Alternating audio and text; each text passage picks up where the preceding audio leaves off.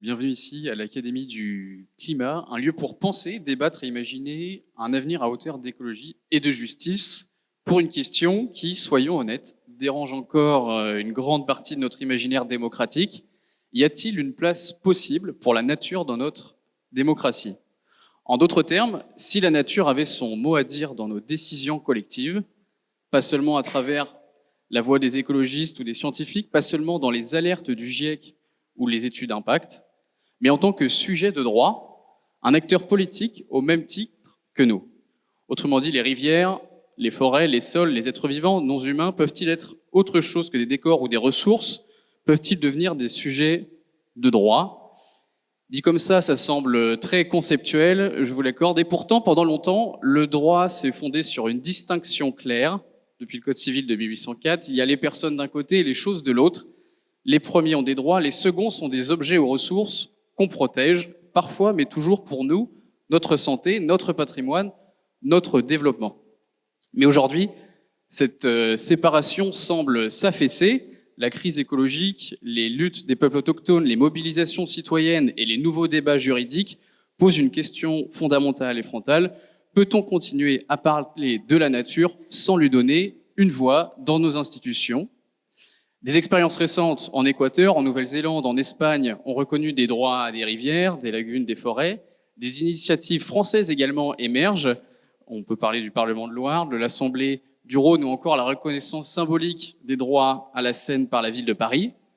Mais si nous voulons aller au-delà du symbolique, il nous faut poser des questions qui dérangent.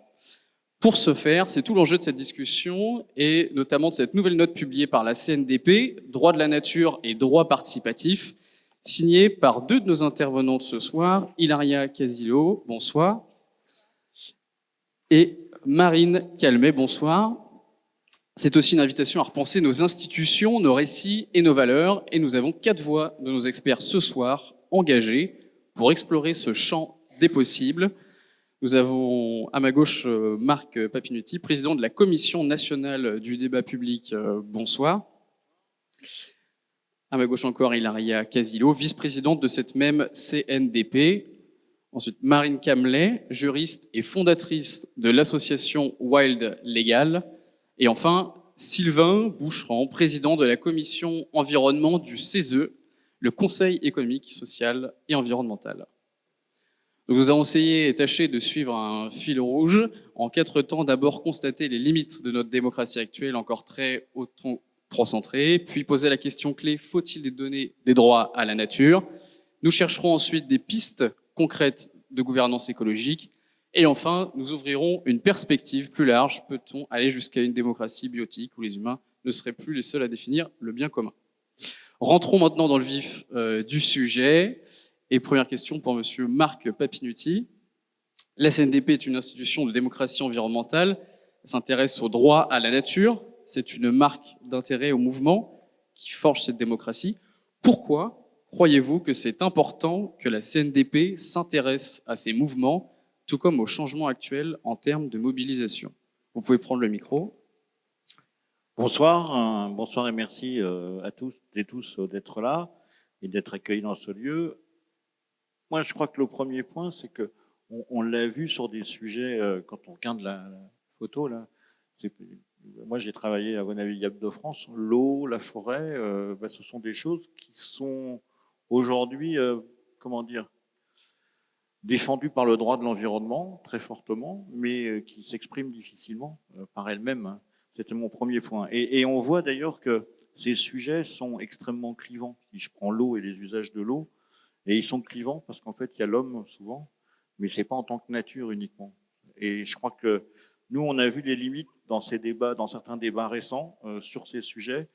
Vous avez cité le Parlement de la Loire, mais moi je pense aux bassines, je pense aux retenues d'eau, enfin tous ces sujets où on voit que c'est pas simplement l'usage agricole, l'usage humain ou autre, mais c'est finalement cet usage de l'eau. Et j'ai participé à d'autres sujets sur l'eau et voilà, c'est la première chose à laquelle je pense quand je vois le photo. Puis des fois même, je le fais un peu de provoque, je pense à Soleil Vert aussi, le film que les anciens connaissent un petit peu, où on voyait des limites, on avait projeté dans un film de science-fiction les choses. Voilà. Et après, aujourd'hui, on a souvent des limites parce que c'est écrit très bien dans le texte, mais tout d'abord, c'est une ressource comme une autre. Et on va parler économie, on va parler nature, on va parler environnement. Ben non, il y a un moment, il y a un système. Et dans le système, il faut avoir le moment où on parle du système. Et les conflits d'usage ne sont pas que des conflits d'usage si on ne les prend pas dans la... J'ai pris cet exemple de l'eau dans une vision globale. Alors c'est toujours difficile parce que si je prends le sujet eau, je sens bien que c'est géographiquement pas du tout la même chose d'avoir la chose macro et puis d'avoir le sage ou l'usage d'une bassine. Bon. Et je pense qu'il y a des pistes. Bon, je vois des honorables personnes que je connais par ailleurs présentes ici qui sont déjà des porte-paroles pour représenter la nature. Puis aussi, c'est très bien rédigé et je pense qu'elles le présenteront bien mieux que moi. C'est sortir des silos parce que c'est ce qu'on souhaite toujours, c'est ce systémique. Alors c'est facile à dire, c'est plus difficile à écrire. Et quand on a un rapport, ben souvent il y a des chapitres, des plans, et on s'aperçoit qu'on fait des plans systémiques et on n'a pas la vision globale. Et je recommande, je ne sais pas si elle sera projetée, c'est aussi le dernier point. Moi, ce qui me semble le plus important, c'est qu'il y a un triangle qui est très bien représenté où l'homme est au-dessus, enfin l'homme ou sa représentation, ou la femme, hein, si on veut bien lyncher, sinon dans l'ambiance actuelle, mais l'humain est représenté en haut et beaucoup des débats que nous faisons, nous, sont au sens de l'humain, des activités économiques, des activités industrielles, des déplacements de personnes, des infrastructures de transport. Et la nature est mise à côté. Et alors que ce système, moi je pense qu'on le voit sur les océans, on le voit sur beaucoup de sujets, on a à y retravailler. Voilà un petit peu pourquoi nous on avait soutenu la CNDP avec ma vice-présidente, dont je remercie d'ailleurs, c'est la dernière grande réunion publique en tant que CNDP, puisqu'elle nous quitte à la fin de la semaine prochaine, cette semaine. On a fait ça. Et donc c'est retrouver de quelle manière on rentre dans la démocratie, dans le dialogue, pas simplement les publics, les citoyennes et les citoyens, mais aussi la nature. Voilà ce que je peux dire en intro. Et vous faire qu'une chose, c'est vous recommander de le lire et d'y passer du temps parce que c'est pas simple. Mais voilà, je les remercie toutes les deux d'avoir fait ce boulot parce que ça, c'est pas dit que tout sera gagnant, mais ça permet de, et c'est pour ça qu'on est ici, nous sommes ensemble, c'est d'ouvrir un débat. Voilà, merci. Merci à vous. Et c'est vrai que je vous invite tous à lire cette note. Et je compléterai justement, vous m'avez permis de faire un pont pour arriver à vous, Hilaria, en matière de dialogue. Quels sont les défis que les droits de la nature posent aux droits participatifs en matière d'information et de participation du public? Merci de la question. Bonsoir à toutes et tous. Je suis ravie d'être ici pour débattre un peu avec vous de cette question. Tout d'abord, je pose la question des défis que les droits de la nature posent aux droits participatifs. Clarifions-nous juste par ce qu'on entend par droit participatif. Ce sont des droits qui sont garantis par la Commission nationale des débats publics. Ce sont des droits dont chacune de nous est titulaire, en fait, des droits de niveau constitutionnel. Chacune et chacun de nous a le droit d'être informé, d'accéder aux informations environnementales détenues par les autorités publiques. Et nous avons le droit d'être associés aux décisions qui ont un impact considérable sur l'environnement. Ça, c'est ce qui dit le Code de l'environnement. Maintenant, ces droits-là sont des droits qui existent depuis 30 ans en France, qui sont garantis par la CNDP. Pourquoi ils ne sont pas mis à mal, mais en tout cas bousculés par la question des droits de la nature? Vous savez, la CNDP s'occupe d'organiser des débats autour des projets qui ont un sacré impact pour faire sur l'environnement. Donc, on s'occupe beaucoup des questions environnementales, de la manière dont les personnes appréhendent cette question-là, revendiquent des choses, s'opposent ou soutiennent des projets. C'est ça le quotidien de la CNDP, cette mise en place des droits participatifs. Or, je pense qu'il y a deux éléments de contexte qui nous bousculent un peu dans notre pratique de ces droits. Le premier, c'est qu'on s'en est aperçu, l'état de santé de l'environnement n'est pas au top, on va dire. On est face à des crises de plusieurs natures, écologiques, environnementales, etc. Et face à ces crises-là, nous l'avons vu, il y a des manières de réagir, des mobilisations, des conflits aussi parfois, qui ne se basent pas seulement sur l'opposition à tel ou tel projet qui serait dangereux pour l'environnement. Ils sont porteurs, on va dire, d'un régime d'éthique différents, des systèmes de pensée différents. D'où d'ailleurs la radicalité nouvelle sur d'autres formes de certains conflits ou mobilisations de plusieurs natures. Le deuxième élément de contexte aussi, c'est lié à plutôt d'ordre démocratique. De plus en plus, les concertations, surtout institutionnelles, celles qui viennent des autorités publiques, sont contestées d'un côté parce que certaines ou certains les considèrent des mascarades démocratiques, ou d'autres disent qu'elles font perdre du temps parce qu'il faut faire les projets, il faut accélérer, il faut aller vite. Donc on est face, nous, à ce double défi en termes de droits participatifs. D'un côté, des grosses mobilisations, des autres revendications qui changent de régime et sont porteurs de systèmes de valeurs différents, et de l'autre côté, un bouleversement aussi des contextes, de la remise en cause de certaines démarches et contextes démocratiques. Donc face à ça, il est clair qu'il faut se poser la question de comment on les applique au mieux. Et à la CNDP, on s'est rendu compte en fait que la question de la nature, des droits de la nature, est un peu venue à nous spontanément, naturellement, parce qu'on a vu évoluer les débats au fil des années, et on a vu que la manière dont non seulement les opposants, mais tous les participants et les participantes au débat public débattent de la manière de la nature et de sa place, a changé. Il y a notamment trois choses qui ont changé. La première, c'est le fait qu'on a de plus en plus la tendance chez les participants à ne pas vouloir considérer la nature comme le support de notre action, comme un capital parmi d'autres capital social, capital économique, mais comme vraiment un sujet à part entière. Et ça, c'est très important. Parce que signifie poser le débat vraiment de manière différente. Et puis, aussi l'envie de ne pas être, quand on fait des débats, de ne pas aborder les questions un peu une par une, c'est-à-dire on vous parle aujourd'hui des impacts sur l'environnement, demain sur les impacts économiques de tel ou tel projet ou telle politique publique. Les publics revendiquent de plus en plus une vision d'ensemble écosystémique par rapport à la nature. Mais qu'est-ce que ça fait à tout le système si on bouge un des éléments du système?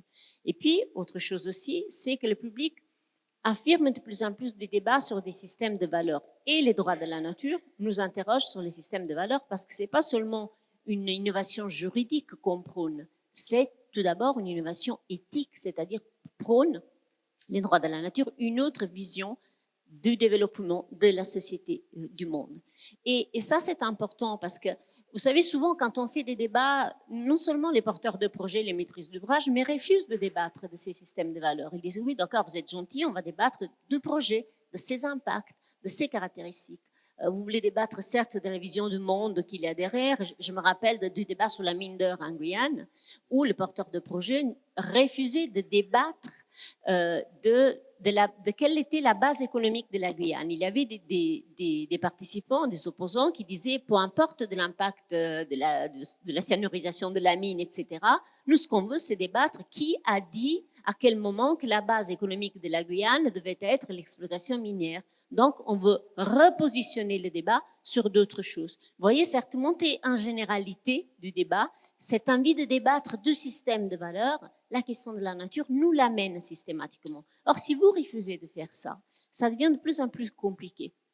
Parce qu'on a ce que moi j'appelle parfois, avec Marine on en a parlé, une sécession participative. C'est-à-dire que vous avez des débats, des revendications qui se font ailleurs. C'est-à-dire l'émergence de nouveaux frames, cadres de la participation et de la revendication.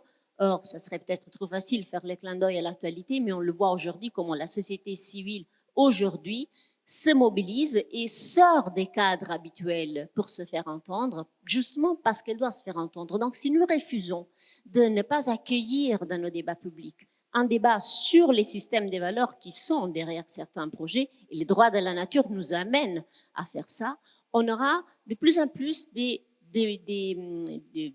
d'autres systèmes, on va dire, de revendication de participation qui échappent à l'offre institutionnelle de participation. Ce qui est dommage parce qu'encore une fois, on a des droits qui sont précieux, comme les droits participatifs, qu'on peut revendiquer à l'intérieur de démarches institutionnelles. Donc, voilà un peu pourquoi les défis qui sont posés aux droits. Après, on pourra parler plus concrètement des pistes pour articuler les deux droits, si vous voulez. Justement, Marine Calmet, toujours sur justement le cadre de participation, Quels sont les obstacles que pose aujourd'hui notre carte de participation publique pour intégrer la nature comme sujet de débat véritable et pas seulement comme ressource ou... Bah, tout d'abord, il y a un premier obstacle, c'est celui du droit en général. Puisque techniquement, aujourd'hui, dans notre droit de l'environnement, la nature n'est pas un sujet et n'a aucun droit. Et donc, déjà, on se place dans l'ordre du prospectif quand on commence à évoquer la question des droits de la nature dans notre ordre juridique en droit français. Mais au-delà de ça, en fait, aujourd'hui, la manière dont nous faisons démocratie, elle reflète en fait surtout un construit culturel. Et le fait que justement la nature n'appartient pas en fait à la catégorie des sujets. Et ça, c'est très différent par ailleurs d'autres pays dans le monde où les droits de la nature a déjà ce statut, est déjà représenté en tant que sujet politique à part entière. Je voulais faire un mot là-dessus parce qu'il faut savoir que ce dont on parle aujourd'hui n'est pas une utopie.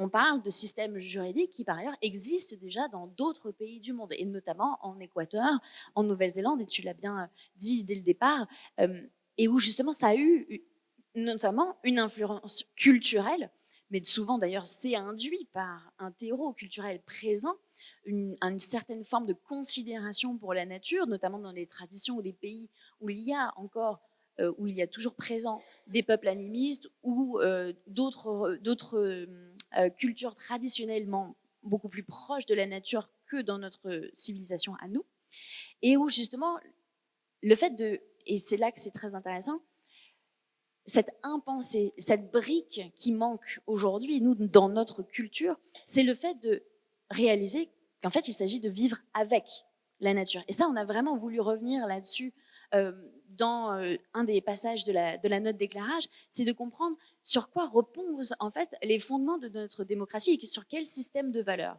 Et il y a un très bon rapport de l'IPBES qui date de 2022, qui s'appelle Valeurs et valorisation de la nature, et qui pose comme ça les 4 piliers, les 4 différents socles de valeurs qui distinguent les différentes civilisations sur cette planète humaine, hein, j'entends. Il y a des peuples comme nous qui vivent et qui ont un système de valeurs qui repose sur le fait de vivre de la nature.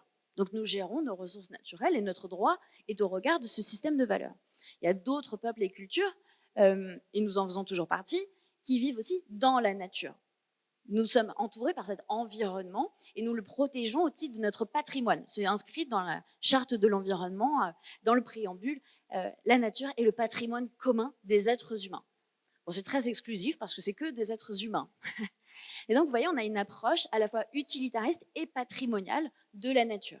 Là où l'IPBES pointe qu'il y a aussi d'autres approches, d'autres systèmes de valeurs, et notamment le fait de vivre avec la nature, de reconnaître l'autre, non humain, mais qui partage un même territoire, voire même de vivre comme la nature, c'est-à-dire de s'identifier au milieu dans lequel on vit, et donc de construire des modèles politiques dans lesquels nous, êtres humains, faisons partie d'un tout, qui est plus qu'humain. Et donc, l'impensé, en fait, aujourd'hui dans notre modèle, c'est justement ces piliers de valeurs manquants, qui n'existent pas en tant que tels, et l'IPBES pointe, de manière très intéressante, qu'il ne s'agit pas, en fait, de revenir sur nos autres systèmes de valeurs. Ils sont là, ils sont présents. Il ne s'agit pas de les substituer. Il s'agit de les compléter par un autre regard sur le vivant. Et c'est là que la question de quel obstacle existe encore est fondamentale, parce qu'en fait, c'est en se posant la question de ces systèmes de valeurs et de comment amener en fait ce fait de vivre avec, voire même de vivre comme, que la question de la démocratie et des droits participatifs est une évidence. Parce que pour vivre avec, il faut d'une part reconnaître l'autre, mais du coup, il faut lui faire un espace dans notre monde politique, dans notre représentation démocratique. Et donc, ce qui fait obstacle encore aujourd'hui, c'est de poser les mots et de dire, en fait, comment, grâce aux droits participatifs, faire émerger cette question de vivre avec les autres qu'humains. Et donc, tout cet enjeu, c'est de faire émerger ces idées, qu'elles apparaissent du coup dans le débat public, c'est tout l'objectif de cette note, et de tester, d'élaborer, c'est ce qu'on fait avec Wild Legal depuis 2019, hein, quand on a créé l'association, l'idée était de dire, il faut expérimenter, il faut tester des choses, il faut voir comment dans les territoires ça prend au niveau des débats, au niveau des projets, et faire en sorte que les citoyennes et les citoyens se saisissent de cette chance, de cette opportunité de co-construire avec nous des outils pour faire émerger la voix de ces autres qu'humains. Et en fait, de créer, et c'est un terme qui vient d'un philosophe qui s'appelle Achille Mbembe, dit de créer de l'en commun, de créer quelque chose qui n'est pas juste la nature comme commun, mais de l'en commun avec la nature. Et donc c'est là que vraiment se pose la question de qui fait démocratie avec nous et de comment faire avec.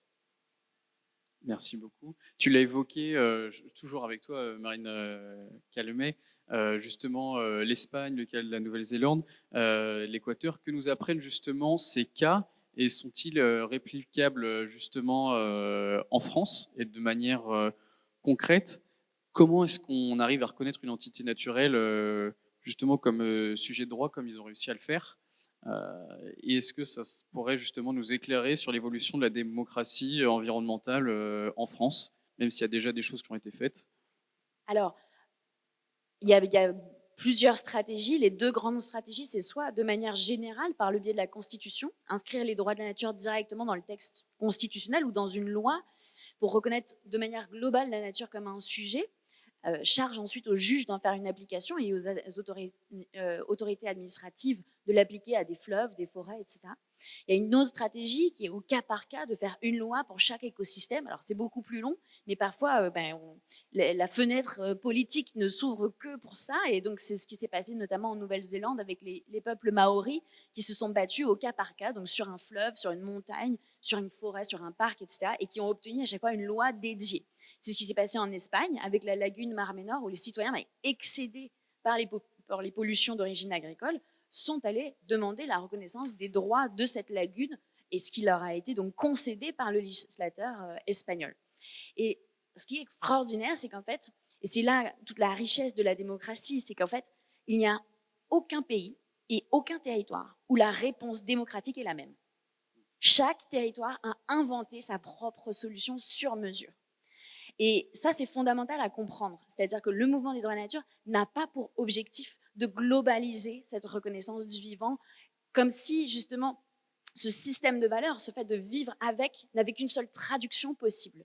Au contraire, ce qui est extraordinaire, c'est que c'est extrêmement organique et tout repart en fait de la légitimité de se vivre avec pour construire les modèles démocratiques qui sont adaptés à l'histoire du territoire, aux populations, aux traditions, aux coutumes, etc. Et donc là, on est dans une créativité immense parce que justement, et on en a parlé d'ailleurs dans la note, il s'agit de reposer en fait la question en amont de comment on consulte et de comment on inscrit et qui participe. Et par exemple, on a cité l'exemple des accords autochtones, ce qu'on appelle les protocoles de consultation, qui découlent des droits spécifiques des peuples autochtones. Eh bien, avant tout projet, est mis en place du coup vraiment une réflexion au niveau de comment et qui on va consulter, dans quel processus, dans quelle durée de temps, etc. Et ça, c'est très important parce qu'en final, on se rend compte que le fait de solliciter aussi les citoyennes et les citoyens sur la manière de faire débat est en soi déjà la première étape du débat lui-même. Donc, c'est plein de perspectives comme ça qu'on a voulu amener dans la construction de la note. Merci beaucoup. Sylvain Boucheran, le CESE vient de publier justement une note sur la participation du public aux décisions impactant l'environnement.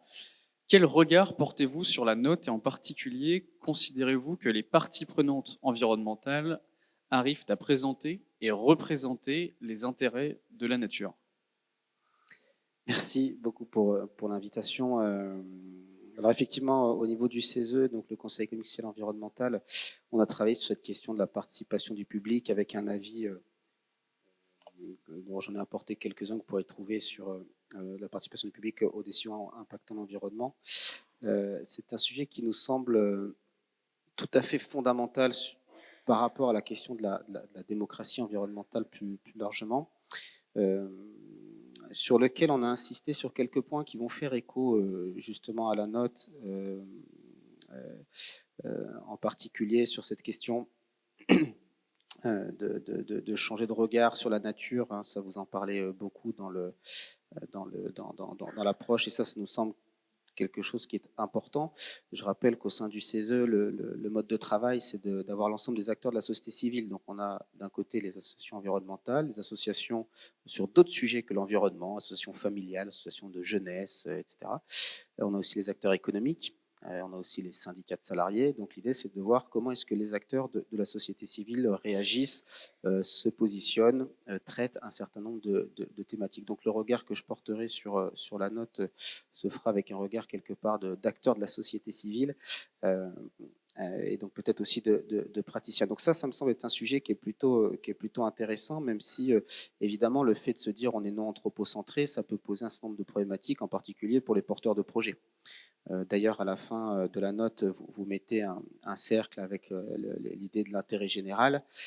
Parfois, ce qu'on entend dire de la part des acteurs, c'est qu'on a l'impression que préserver l'environnement, c'est l'intérêt général, mais du coup, ça se fait au détriment de l'intérêt privé du porteur de projet, que ce soit une collectivité d'ailleurs ou une entreprise ou un particulier, puisqu'il peut y avoir aussi des particuliers qui mettent en place un nombre de projets. Et donc souvent on a des niveaux de débat finalement ou d'enjeux qui ne sont pas de même nature, et donc on peut comprendre que ce n'est pas évident de les aligner. Ce qui est important, et ça vous l'avez mis dans les préconisations 1 et 2, c'est de donner de la place à la question de l'environnement. Donc ça fait écho aux préconisations qu'on a mis dans notre avis. Et un autre point qui me semble fondamental aussi, c'est la préconisation 3 sur, vous l'avez appelé l'approche holistique. En tout cas, c'est de dire qu'il faut parler de l'ensemble des sujets pour favoriser l'appropriation par l'ensemble des publics des questions qui sont posées sur un projet, sur un programme, ou peu importe. Ça, c'est une vraie carence qu'on a aujourd'hui dans la participation du public. Quand vous n'avez pas beaucoup de temps, quand on vous donne un dossier de 2000 pages avec tous les impacts environnementaux, vous ne savez même pas par quel bout commencer à regarder ce rapport. Donc, il faut s'assurer qu'on puisse bien mettre tous les enjeux sur la table de manière appropriable par l'ensemble des publics. Donc ça, c'est un point sur lequel, évidemment, on se rejoint. Après, c'est un peu ce qui a été dit tout à l'heure par Hilary Casilo, et je mettrai peut-être une petite nuance sur l'idée de se dire il faut parler de tous les sujets pendant les débats. Non, on pense quand même qu'il faut qu'on sache de quoi on parle. Et donc, si on fait un débat sur un projet, on ne peut pas forcément refaire les débats sur la vision du monde à chaque fois. On avait travaillé cette question-là sur la question de la programmation énergétique. On avait fait un avis il y a quelques années où justement on s'était rendu compte qu'à chaque fois qu'on voulait mettre une éolienne, un panneau solaire, une centrale nucléaire ou que sais-je, revenait systématiquement la question du débat sur le mix énergétique. Mais pourquoi vous voulez mettre une éolienne? Est-ce qu'on en a besoin? On pourrait plutôt mettre ailleurs un panneau solaire ou une centrale nucléaire. Et donc la préconisation qu'on avait fait à l'époque était plutôt de se dire il faut qu'il y ait un débat national sur le mix énergétique, où là on peut faire le débat des systèmes de valeurs.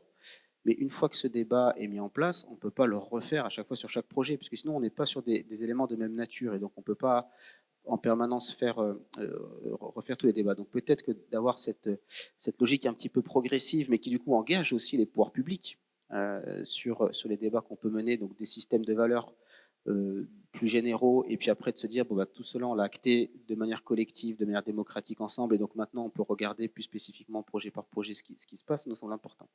Pourquoi? Dernier élément, c'est parce que un autre point qu'on met dans notre avis, c'est la question de la redevabilité. Celle-là, elle est fondamentale, puisque si on fait tous les débats sur tous les sujets, finalement, à la fin, on va vous dire on a pris une décision dans un sens ou dans un autre, et si on ne vous explique pas pourquoi on a pris telle décision, vous allez vous dire, effectivement, on a parlé de plein de choses, ça n'a eu aucun impact sur la décision qui a été prise, et donc finalement, ça ne sert à rien de venir débattre, et donc, comme ça a été dit, les gens refusent de venir débattre. Donc il faut aussi qu'on soit en capacité de dire, tout ce qu'on va aborder, ce sur quoi on va discuter, on explique comment est-ce que derrière ça va impacter la décision, et qu'il y ait une véritable redevabilité des décisionnaires, qui peut être les pouvoirs publics, mais pas systématiquement d'ailleurs, pour qu'on puisse expliquer en quoi le fait de venir débattre, c'est important, et ça a une véritable influence sur les décisions. Ça ne veut pas dire qu'on va faire stricto sensu ce qui est demandé à chaque fois qu'il y a une réunion publique, mais en tout cas de dire ça a été entendu, ça a été pris en compte de telle manière, ou alors ça n'a pas été pris en compte pour telle et telle raison, ça c'est fondamental. Et donc c'est pour ça que ça semble quand même important d'avoir des débats qui soient quand même sur des périmètres que l'on connaît. Donc s'il y a des débats de fond qui reviennent à chaque fois, c'est peut-être qu'il faut les traiter ailleurs, et d'avoir une vraie mécanique un petit peu démocratique sur des sujets globaux, de systèmes de valeurs, et puis après de pouvoir décliner sur les projets. Voilà quelques réactions sur la note. Parfait, merci beaucoup. Et pour rebondir dessus, quels défis les droits de la nature posent-ils aux approches traditionnelles de la protection de l'environnement? Alors, déjà une autre réaction que je voulais faire tout à l'heure, on dit la nature n'a pas de droit. Bon, je le verrai pas comme ça, parce qu'en réalité, quand on est un porteur de projet, une entreprise, un particulier ou que sais-je, on a quand même le droit de l'environnement. Et donc aujourd'hui, on n'a pas le droit de détruire l'environnement. C'est pas vrai. Donc il y a déjà un certain nombre de règles qui empêchent de faire n'importe quoi sur l'environnement. Donc le fait de se dire il n'y a rien et donc on ne protège pas l'environnement, c'est peut-être effectivement un point que je voulais soulever. Mais du coup, ça vaut le coup peut-être d'en rediscuter. Par contre, c'est vrai que le droit de l'environnement, typiquement, les études d'impact que l'on fait sur un projet, elles sont faites sur des projets d'aménagement. Quand vous êtes une entreprise et que vous mettez sur le marché un produit, vous ne faites pas d'études d'impact pour savoir si la matière première que vous utilisez pour fabriquer des vêtements, elle va avoir un impact X ou Y sur l'environnement. Donc en fait, on a des approches qui sont basées beaucoup sur la question des territoires et de l'aménagement des territoires, et assez peu finalement sur l'ensemble de l'économie, l'ensemble des modes de vie. Donc c'est peut-être une piste de réflexion qui peut être ouverte. Sur la question du rôle des acteurs de la protection de l'environnement, il me semble que le mouvement a émergé, entre autres, parce qu'il y avait justement une carence dans la prise en compte des questions environnementales, tout comme les syndicats de salariés ont émergé à une époque où la question des conditions de travail n'était pas du tout une préoccupation. Donc, il y a eu des collectifs qui ont été mis en place pour traiter un sujet, et je pense qu'une partie du monde environnemental a été structurée ou s'est mis en place, en particulier parce qu'il y avait ce sujet qui était pas mal pris en compte à différents niveaux. Donc là, il y a eu un rôle très important, évidemment, des associations de protection de l'environnement, et ça pose la question qu'a évoquée tout à l'heure. Maintenant que le sujet est mis sur la table, comment est-ce qu'il va continuer à être traité? Donc, est-ce qu'il faut personnifier? Je ne sais pas. Quel pouvoir on va donner à l'environnement? C'est une question qui peut être débattu, je pense très, très longtemps. Nous, ce qui nous semble important au sein du CESE, c'est qu'effectivement, les questions environnementales soient mises sur la table à côté des autres questions économiques et sociales pour qu'on ait un débat un petit peu global à chaque fois qu'il y a une décision à prendre. Ce qui va être très important aussi dans les débats, et on en parle dans notre avis, c'est la question des alternatives, puisque l'idée étant de se dire que la prise en compte de l'environnement, elle ne doit pas avoir pour effet d'être dans une logique fixiste, de dire on ne fait plus rien, c'est parfois ce qu'on entend dire de un certain nombre d'acteurs.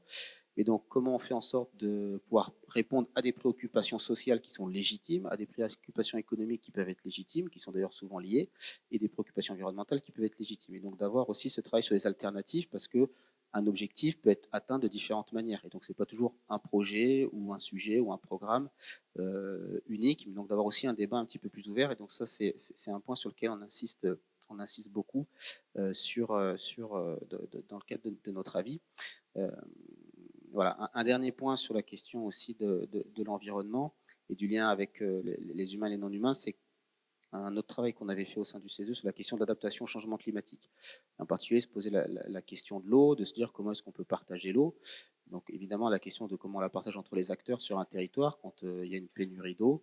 Est-ce que les acteurs économiques sont prioritaires? Est-ce que les acteurs agricoles sont prioritaires? Est-ce que les ménages sont prioritaires? Est-ce que les hôpitaux sont prioritaires? Évidemment, chacun a un argument pour dire qu'il est prioritaire. Et c'est vrai que là-dedans, si on ne pose pas la question de la nature, eh ben, on peut se retrouver dans des situations où effectivement, on assèche un cours d'eau. Une fois qu'il est à sec, toute la vie qui est dedans, elle meurt, elle disparaît. Et donc, savoir comment est-ce qu'on partage aussi les ressources avec la nature était une question qu'on avait un petit peu mise en avant et qui peut peut-être rejoindre les réflexions qu'on a sur les droits de la nature. Sur le droit et la nature, justement, Marine Calmet, si la nature a des droits, qui pour représenter justement la nature et comment intégrer cette voix dans les processus de concertation actuels, de façon à ce que ça soit compatible avec nos institutions? Oui, je voulais juste rebondir pour peut-être justement clarifier la distinction entre droit de l'environnement et droit de la nature. Le droit de l'environnement existe aujourd'hui, il est composé essentiellement donc de devoirs des humains envers la nature qui, elle, la nature, n'a aucun droit. C'est ça que je veux dire, c'est-à-dire qu'il existe un droit de l'environnement qui est anthropocentré dans le sens où il part de nous et il nous impose vis-à-vis de la nature certaines obligations. En revanche, la nature n'est ni sujet ni titulaire de droit. C'est toute la nuance entre le droit de l'environnement actuel et le mouvement des droits de la nature, c'est de repartir de la nature en tant que sujet titulaire de droits propres. Et ça, c'est radicalement différent de ce qu'on a aujourd'hui dans notre système juridique. Et la question, du coup, du partage avec les autres humains est vraiment fondamentale. Et c'est aussi comme ça que se mettent en place les gouvernances autour des droits de la nature ailleurs dans le monde.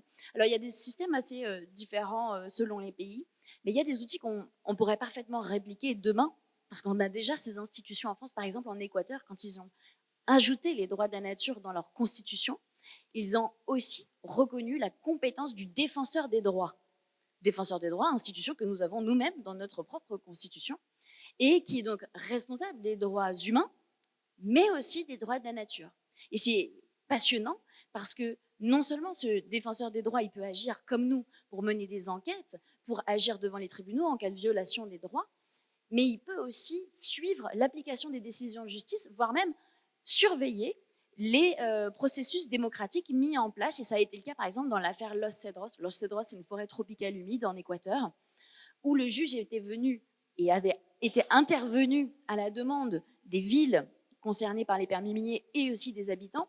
Les habitants faisaient valoir qu'ils n'avaient pas été consultés et que l'attribution de ces permis miniers s'était fait dans la violation de leurs droits à la participation et à l'information, mais aussi que les droits de la forêt avaient été violés par l'attribution de ces permis miniers. Le juge leur a donné raison, a annulé purement et simplement les permis miniers, et en plus de ça, a imposé localement l'organisation d'un débat pour l'écriture collective d'un plan de gestion de la forêt.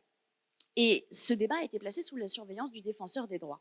Donc, c'est très intéressant parce que en Équateur, chaque citoyenne, chaque citoyen a la possibilité d'agir devant l'administration et devant les juridictions pour représenter les droits de la nature. Il y a un garant qui est le défenseur des droits. Et en théorie, l'État est aussi évidemment pleinement responsable de la bonne application des droits de la nature.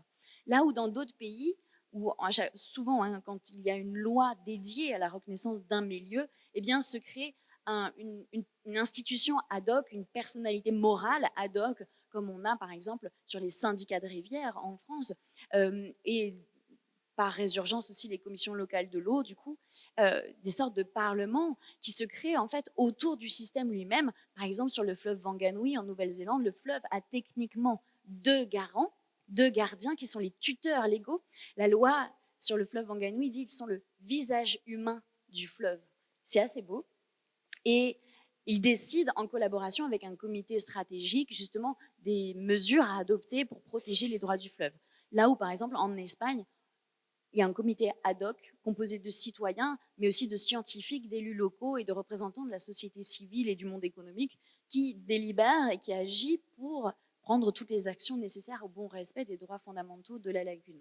Donc en fait, à chaque système, à chaque histoire, encore une fois, c'est inventer son propre modèle. Avec Wild Legal, nous, ce qu'on constate, pour avoir accompagné, par exemple, la commission locale de l'eau sur la Bièvre, il y a déjà des instances où, par effet, justement, ou par l'expérimentation, on pourrait repartir d'instances existantes et de créer, à minima, des conseils, des groupes de travail ad hoc sur cette thématique-là pour tester. Et puis, une des propositions aussi de la note d'éclairage, c'est de tester dans les débats. Qu'est-ce que ça donne, justement, comment on fait de la place à la représentation du vivant grâce à l'outil des débats. Et c'est extraordinaire à quel point la CNDP, ayant pas mal les coups des franges d'ailleurs pour innover en la matière, c'est vraiment le lieu parfait pour commencer à installer cette idée et voir qu'est-ce qui marche, qu'est-ce qui prend, auprès de quel territoire ça marche. Parce que c'est ça aussi. On peut pas. C'était un souci légitime aussi de se poser la question. On ne peut pas consulter les peuples autochtones en Guyane comme on consulte sur le Rhône ou sur un autre projet ailleurs. Et donc, adapter nos modèles de consultation et de concertation au territoire et se poser du coup la question de la représentation du vivant par rapport au système de valeurs de ce territoire-là, c'est passionnant parce qu'en fait, si vous parlez à un Corse ou si vous parlez à un autochtone de Guyane de sa représentation de la nature, vous n'avez pas la même chose, vous n'avez pas la même réponse. Et justement, ça permet de à la fois valoriser différemment la voix des citoyennes et des citoyens, redonner de la place à la culture, au patrimoine et à leur attachement au territoire, et en même temps de faire émerger cette nouvelle représentation du vivant et de justement se reposer la question de comment on fait cette démocratie à l'échelle de nos territoires. Hilaria, vous voulez compléter? Je vous ai vu vous saisir du micro. Non, je voulais rebondir parce que je pense qu'on a eu une très belle illustration de ce qu'on se disait tout à l'heure par rapport à la montée en généralité, au débat des fonds qu'il ne faut pas refaire à chaque fois, on ne peut pas refaire tout le temps les mêmes débats et on le comprend, mais ce n'est pas ça.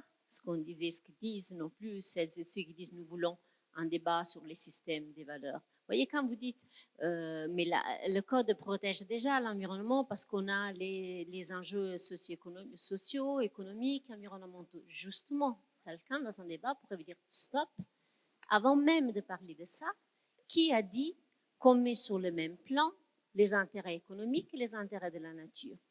Donc, quel est le débat de fond derrière? C'est est-ce que la nature doit être le support de nos actions ou on dit c'est quelque chose qu'il faut à tout prix préserver et qu'on ne peut pas comparer ou alors pas avec les mêmes échelles de mesure de certains intérêts économiques, etc.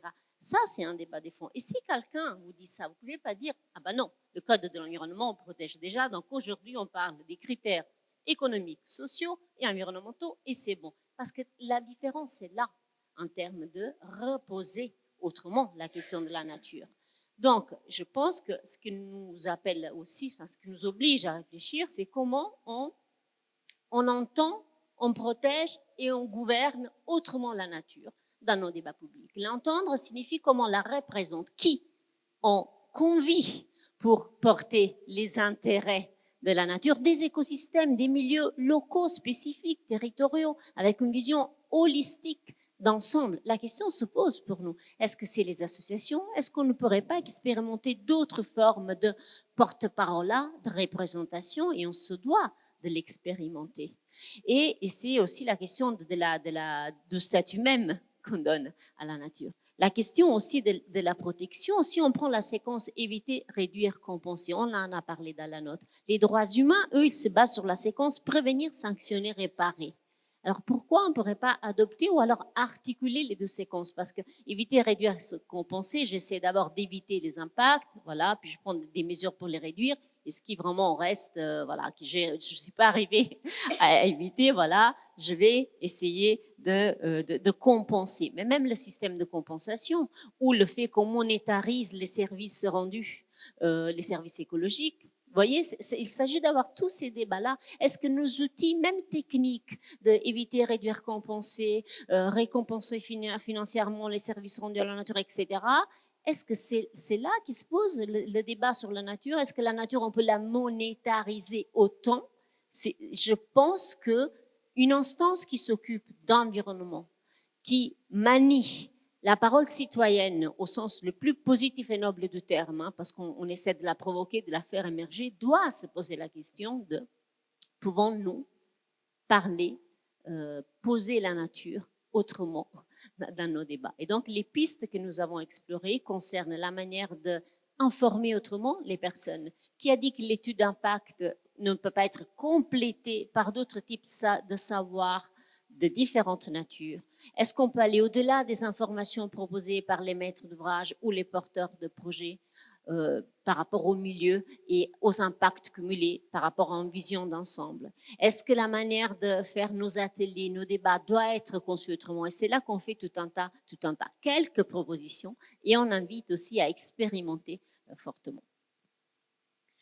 En parlant d'expérimentation, avec les formats expérimentaux comme celui de Fosberg-Provence, comment évolue la manière de poser, Marc Papinutti, les problèmes environnementaux et en quoi cela ouvre-t-il la voie à une démocratie plus inclusive? Bonne question. Moi, je suis, sur tout ce qu'on dit là, les deux points que je vois, alors, je repense à mon eau dont je peux parler avec beaucoup de talent parce que j'ai entendu ça, mais je pense aussi à des aménagements que j'ai vécu sur le Danube il y a quelques années où on se dit, mais finalement, il y a un aménagement sur un projet économique. Alors, c'était il y a 25 ans, juste au moment où le mur de Berlin était tombé. On avait plus de difficultés. Moi, j'étais l'économiste, hein, j'étais du côté économique, donc j'avais ma rationalité, je faisais des plus gros bateaux, et puis j'étais avec des gens qui étaient des écologistes, des écologues, qui me disaient, mais attends, cette zone de Danube, elle n'a pas de valeur, puisque de toute manière, si tu la détruis, on ne pourra pas la refaire. Donc on avait des échanges il y a 30 ans sur, moi l'économiste, disant, mais si je retrouvais une valeur, qu'est-ce qu'on ferait, quoi? Et c'était étonnant parce qu'en fait, on était totalement isolé dans le système. Pourquoi? Parce qu'à l'époque, il n'y avait pas ce système d'échange. Alors, aujourd'hui, moi, je le vois, on le voit émerger, mais c'est très surprenant parce que je vais dire quelque chose qui va peut-être un peu choquer, mais je l'ai vu plus dans le débat sur la mine d'or que dans la plupart de mes débats où on a une rationalité, une standardisation qu'on s'est faite. Et donc, on a toujours ce sujet, c'est comment, Hilaria le dit très bien, on essaie d'aller voir tous les publics. Bon, tous les publics, c'est beaucoup plus compliqué qu'il ne paraît, parce qu'on a des gens qui sont capables de parler, on a des ONG aussi qui sont un porte-parole là, mais c'est déjà pour le public difficile. Alors là, pour la nature, ça va être encore plus complexe, mais je pense que c'est justement en y allant, en se disant comment on va entendre tous les sujets, comment on va aborder tous ces sujets qu'on va pouvoir le faire. Et le deuxième point, qui est pour moi le plus difficile, c'est d'avoir la vision globale. C'est-à-dire, les ingénieurs, ils savent très bien ce que c'est qu'un projet routier, un projet ferroviaire, un projet de centrale nucléaire.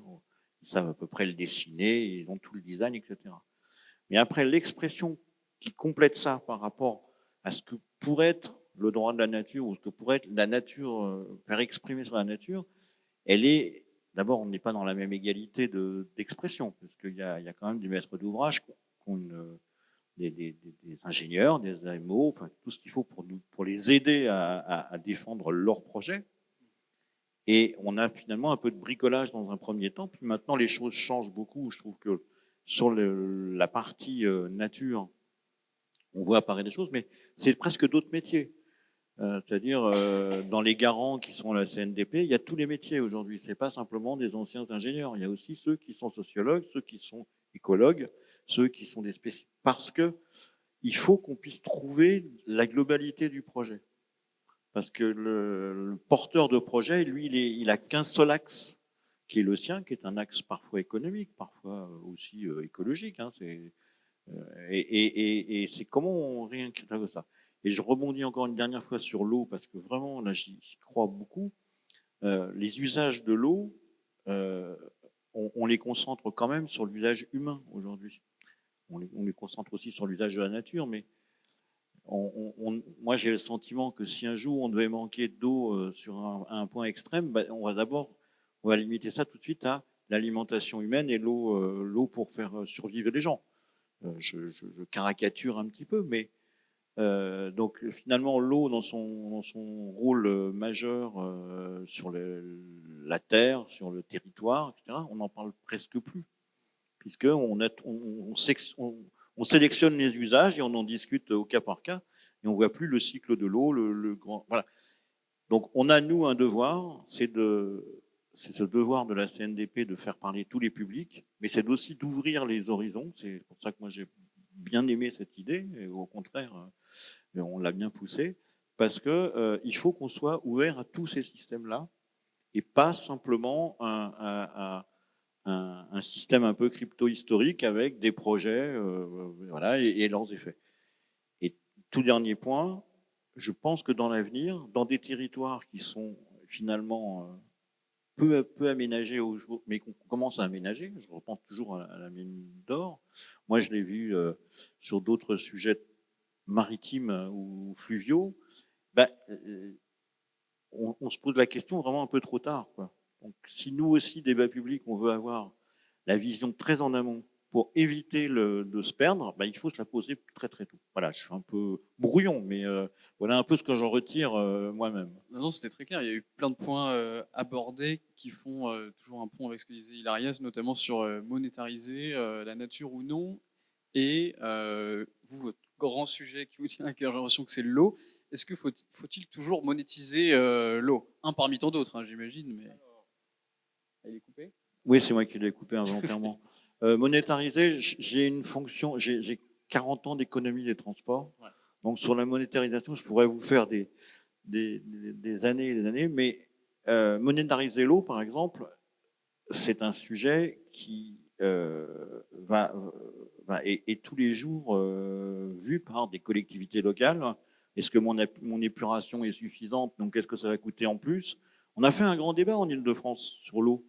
Le débat du CEDIF, c'est pas l'eau de Paris, hein, c'est ceux de l'Est de Paris, n'a pas bouleversé la population francilienne pour les 4 millions de gens qui le... Et pourtant, nous, on était sûrs que l'eau allait être un grand sujet. Pourquoi? Parce qu'en fait, ça se résumait presque un peu économiquement en disant, ben voilà, on va mettre 800 ou 1 milliard d'euros, c'est le CEDIF, pour avoir une eau plus pure, sans calcaire, plus pure, sans calcaire, pour que l'usage humain soit meilleur. Ça n'a pas super motivé, et pourtant, nous, on pensait que ça ouvrirait tous les sujets. Moi, j'ai vécu des sujets de même nature sur le Rhône.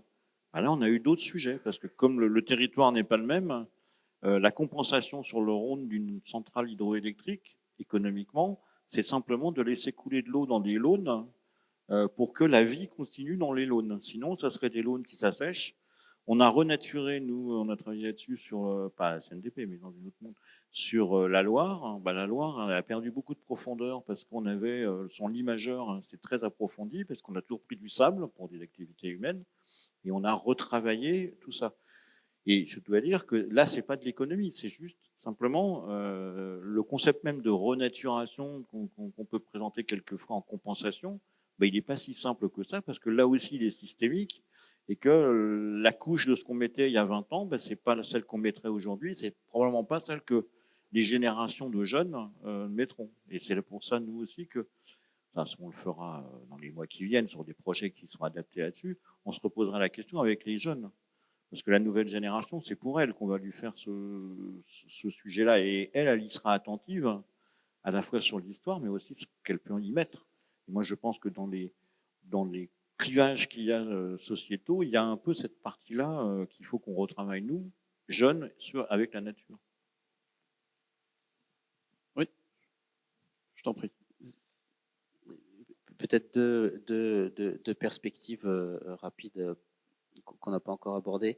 La première sur la question du droit, c'est la question de son effectivité. Deux exemples pour illustrer ça.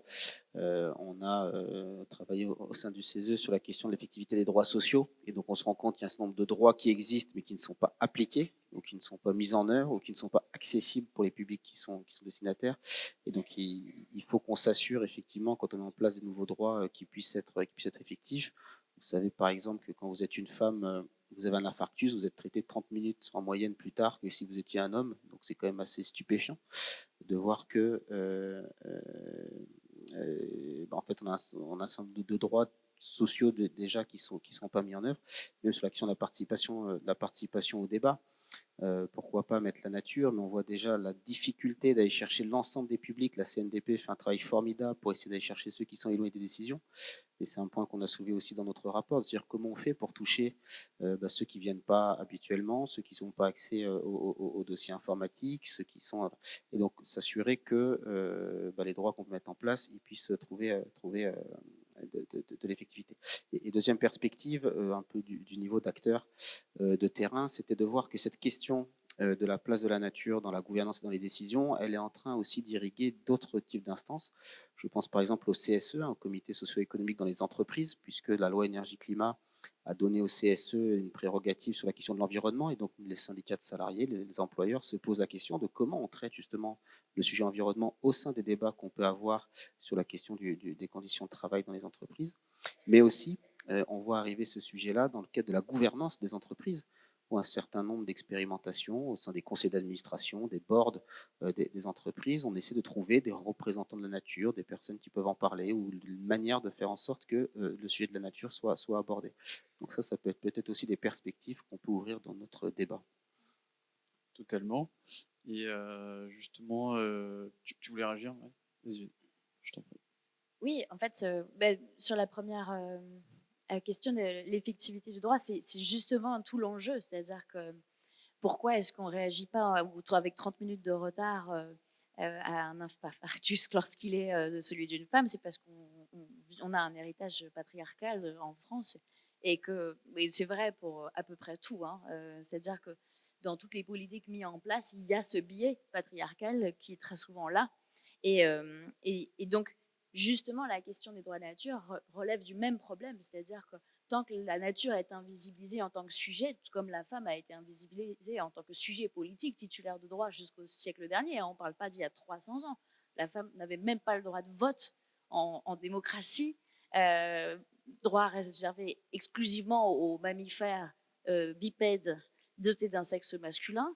Et donc, forcément, la question se pose de savoir comment est-ce que la représentation de la nature va influencer l'ensemble de la société, de la même manière que la reconnaissance des droits des femmes a eu un impact systémique, mais encore en progression aujourd'hui. Et donc, on en est vraiment là. L'effectivité du droit commence déjà par reconnaître l'autre en tant qu'un sujet et en tant que titulaire de droit. Et effectivement, le sujet de la nature dans l'entreprise, parce que c'est tout le sujet de la place en fait, de la nature dans tous les lieux de décision. Et on en arrive là. Et nous, avec Wild Legal, on pense qu'il est absolument fondamental que l'entreprise se saisisse de ce sujet-là. On a une campagne d'ailleurs en cours sur la nature dans l'entreprise et qu'on porte avec des partenaires comme la CFDT, le réseau des Sentinelles Vertes, qui est un réseau transversal au sein de la CFDT, qui pose la question de comment on utilise le dialogue social comme un outil d'expérimentation dans les entreprises pour faire en sorte que la nature devienne un sujet, à la fois dans les conseils d'administration et dans les lieux de représentation syndicale, mais surtout qu'en fait, ça permet de réancrer l'entreprise dans son territoire. Parce que ce qui est fondamental, c'est de ne pas voir l'entreprise comme un objet isolé. Parce que, alors, à la différence de la nature, les entreprises, eux, sont des sujets. Donc, on est quand même dans cet extraordinaire montage juridique où nous, individus humains, et bien encore pas tous, avons des droits fondamentaux, mais que les entreprises sont des personnes morales qui ont des droits et des propriétés sur la terre qui n'a aucun droit, elle. Donc on est vraiment dans cette fiction juridique qui exclut la nature de notre représentation politique. Et donc faire des entreprises et du dialogue social et donc des syndicats, des partenaires d'expérimentation, ça nous semble essentiel. Et on travaille à ce sujet-là à la fois avec les réseaux professionnels, mais aussi avec des acteurs comme la Caisse des dépôts, pour faire en sorte que ce dialogue-là ne reste pas confiné à la bulle de l'entreprise, comme si elle était une personne en lévitation, qui pourrait se poser des questions comme ça, juste en interne, mais de se reposer la question du lien avec le territoire, parce que c'est tout le travail aussi que, quand il reprend du sens, c'est quand l'entreprise reprend aussi sa place dans un écosystème, et pas en tant que personne morale isolée du reste du monde, mais avec des impacts systémiques, en fait, quand elle décide de son modèle d'entreprise, quand elle décide de sa stratégie économique, ça a un impact sur nous tous. Or, aujourd'hui, la protection des droits humains et la question des libertés des entreprises est fondamentale. Et donc, se poser la question de la nature dans l'entreprise et avec l'entreprise est absolument essentiel aussi. Donc ça fait partie de nos grands sujets d'expérimentation qu'on accompagne avec d'autres acteurs. Et je pense que ça a évidemment un lien aussi avec ce travail dans la note d'éclairage, parce qu'au final, qui sont ceux qui déclenchent les débats publics? Ce sont aussi les porteurs de projets et donc forcément les entreprises qui sont concernées directement par ces sujets-là et qui sont les premières concernées pour le coup, parce que ce sont leurs projets qui sont mis en débat. Marc Papinutti, vous vouliez réagir? Je vous entendais. Je réagissais juste en disant ou l'État, c'est-à-dire que ou les collectivités publiques. C'est un petit peu différent d'ailleurs, que la représentation de ce qu'est le porteur de projet, État ou collectivité, et théoriquement, il a le devoir, lui, de ne pas être simplement l'entreprise isolée avec un support et un intérêt. Voilà. C'est pour ça que je réagissais. Très bien. Et justement, sur la démocratie environnementale, peut-elle devenir un peu le creuset d'une refondation plus large de la démocratie? Peut-on faire des lieux comme la CNDP, des laboratoires justement d'une démocratie du vivant sur ces sujets? Alors, d'abord, j'aimerais dire qu'on n'est pas un laboratoire. Nous, on est opérationnel quand même. Hein. La CNDP, on a 5 débats publics par an, 50 ou 40 concertations préalables et continues. Et donc, on le fait. Où on est laboratoire, et je pense que Hilaria pourra bien mieux compléter que moi, c'est qu'on expérimente plein de choses. On expérimente parce que le monde change, que la manière de s'exprimer des uns et des autres change. On a une obligation, un devoir d'aller chercher les gens. C'est notre credo est d'aller chercher les gens, pas simplement en faisant un beau panneau d'information, mais en allant chercher leur opinion. Et leur opinion précise, en étant, il y a des garants qui sont présents ici, en étant totalement neutre par rapport à l'expression qui a été faite. Donc ça, c'est le premier point. Et quand je dis on n'est pas un laboratoire, le laboratoire, c'est qu'on essaye des nouvelles choses. Parce que le monde évolue, les systèmes évoluent. On a 3 ou 4 sujets difficiles qui sont des sujets rituels où les gens sont très segmentés. Alors Hilaria adore ces systèmes où c'est très segmenté parce qu'elle pense que c'est de cette réaction qu'on fait les choses. Et s'il y a un exemple où il y a une vraie difficulté, c'est que le rapport avec la nature n'est pas fait vraiment autrement que par un milieu associatif qui est parfois et connaît très bien son sujet et a une vision. Moi, ce que je vois, c'est que c'est pas toujours l'expression du public. Donc, il faut qu'on retrouve aussi comment le public, le grand public, les jeunes, la personne qui va aller, où on va aller chercher au casse pour l'eau, on lui fasse parler de ce sujet et on lui fasse aussi comprendre les choses. Parce que la deuxième chose qui n'est pas laboratoire, que j'ai observé, c'est que toute personne, y compris, on prend 50 citoyens ou 30 citoyens, ou qu'on l'a fait depuis des années sur des tas d'expérimentations, si on lui dit, voilà les questions qu'il y a, si, il les reformule d'abord, ça c'est la première remarque, les ingénieurs sont formidables, mais on en reformule, et il la reformule en essayant, lui, de comprendre le système. Il est beaucoup plus systémique parce que c'est une personne, c'est un humain, mais il est beaucoup plus systémique que le truc qu'on a vu. Voilà, c'est les 2 points. Après, je vais laisser Hilaria, qui est beaucoup plus compétente que moi sur les méthodes et qu'on a fait, qu'on a fait beaucoup plus que moi. Justement, sur les méthodes, Hilaria, est-ce que... Sur les méthodes, je vous répète ce que je disais tout à l'heure, c'est-à-dire que les méthodes doivent foncièrement doivent être refondées, réfléchies et sortir de certains biais cognitifs ou au moins de certaines routines cognitives, d'habitudes que nous avons à penser, nommer, représenter les différents enjeux d'une certaine manière. Quand nous organisons les méthodes, ça revient à quoi à la CNDP? Vous savez, quand on organise des débats, je vous disais tout à l'heure que nous garantissons de droit à l'information et à la participation. Ce n'est pas seulement comment on débatte, c'est à partir de quelles informations nous débattons. Et donc, c'est repenser qui est légitime pour informer les autres et s'informer mutuellement. Est-ce que la nature peut nous informer de quelque chose? Vous voyez, quand on fait un débat sur l'éolienne, par exemple, éolienne terrestre, notamment, parce que nous, on n'est pas compétents de terrestre, c'est pour ça d'ailleurs que je prends cet exemple. Mais même sur l'éolien offshore, on peut arriver avec des photomontages, on peut arriver avec des caractéristiques techniques desquelles il faut parler, sans parler du mix énergétique, de vision derrière, si vous voulez, parce que voilà, on ne va pas refaire tout le temps les mêmes débats, mais vous avez toute autre manière de vous prendre. Et ça, c'est l'erreur que parfois aussi la CNDP a faite, c'est-à-dire on fait tout de suite, dès les premières semaines, les réunions avec les photomontages. Non, tout ça, on le met de côté. On se balade, on se promène, parce que le paysage, ce n'est pas le panorama. Et là, c'est la géographe qui vous parle. Le paysage est une production sociale qui change, qui est fruit de la sédimentation. Et c'est bricole aussi socialement et est fait par cumulation d'expériences. Et donc, l'intérêt pour un porteur de projet qui voudrait installer des éoliennes, en fait, c'est comprendre quels sont les paysages de l'énergie d'aujourd'hui. Qu'est-ce qu'il fait paysage pour une collectivité donnée à un moment donné? Et là, c'est plus la technicité, c'est plus le dossier de maître d'ouvrage. Nos méthodes doivent changer. Vous allez et vous prenez du temps. Et donc, vous travaillez peut-être avec des anthropologues, vous voyez, avant même qu'avec des ingénieurs.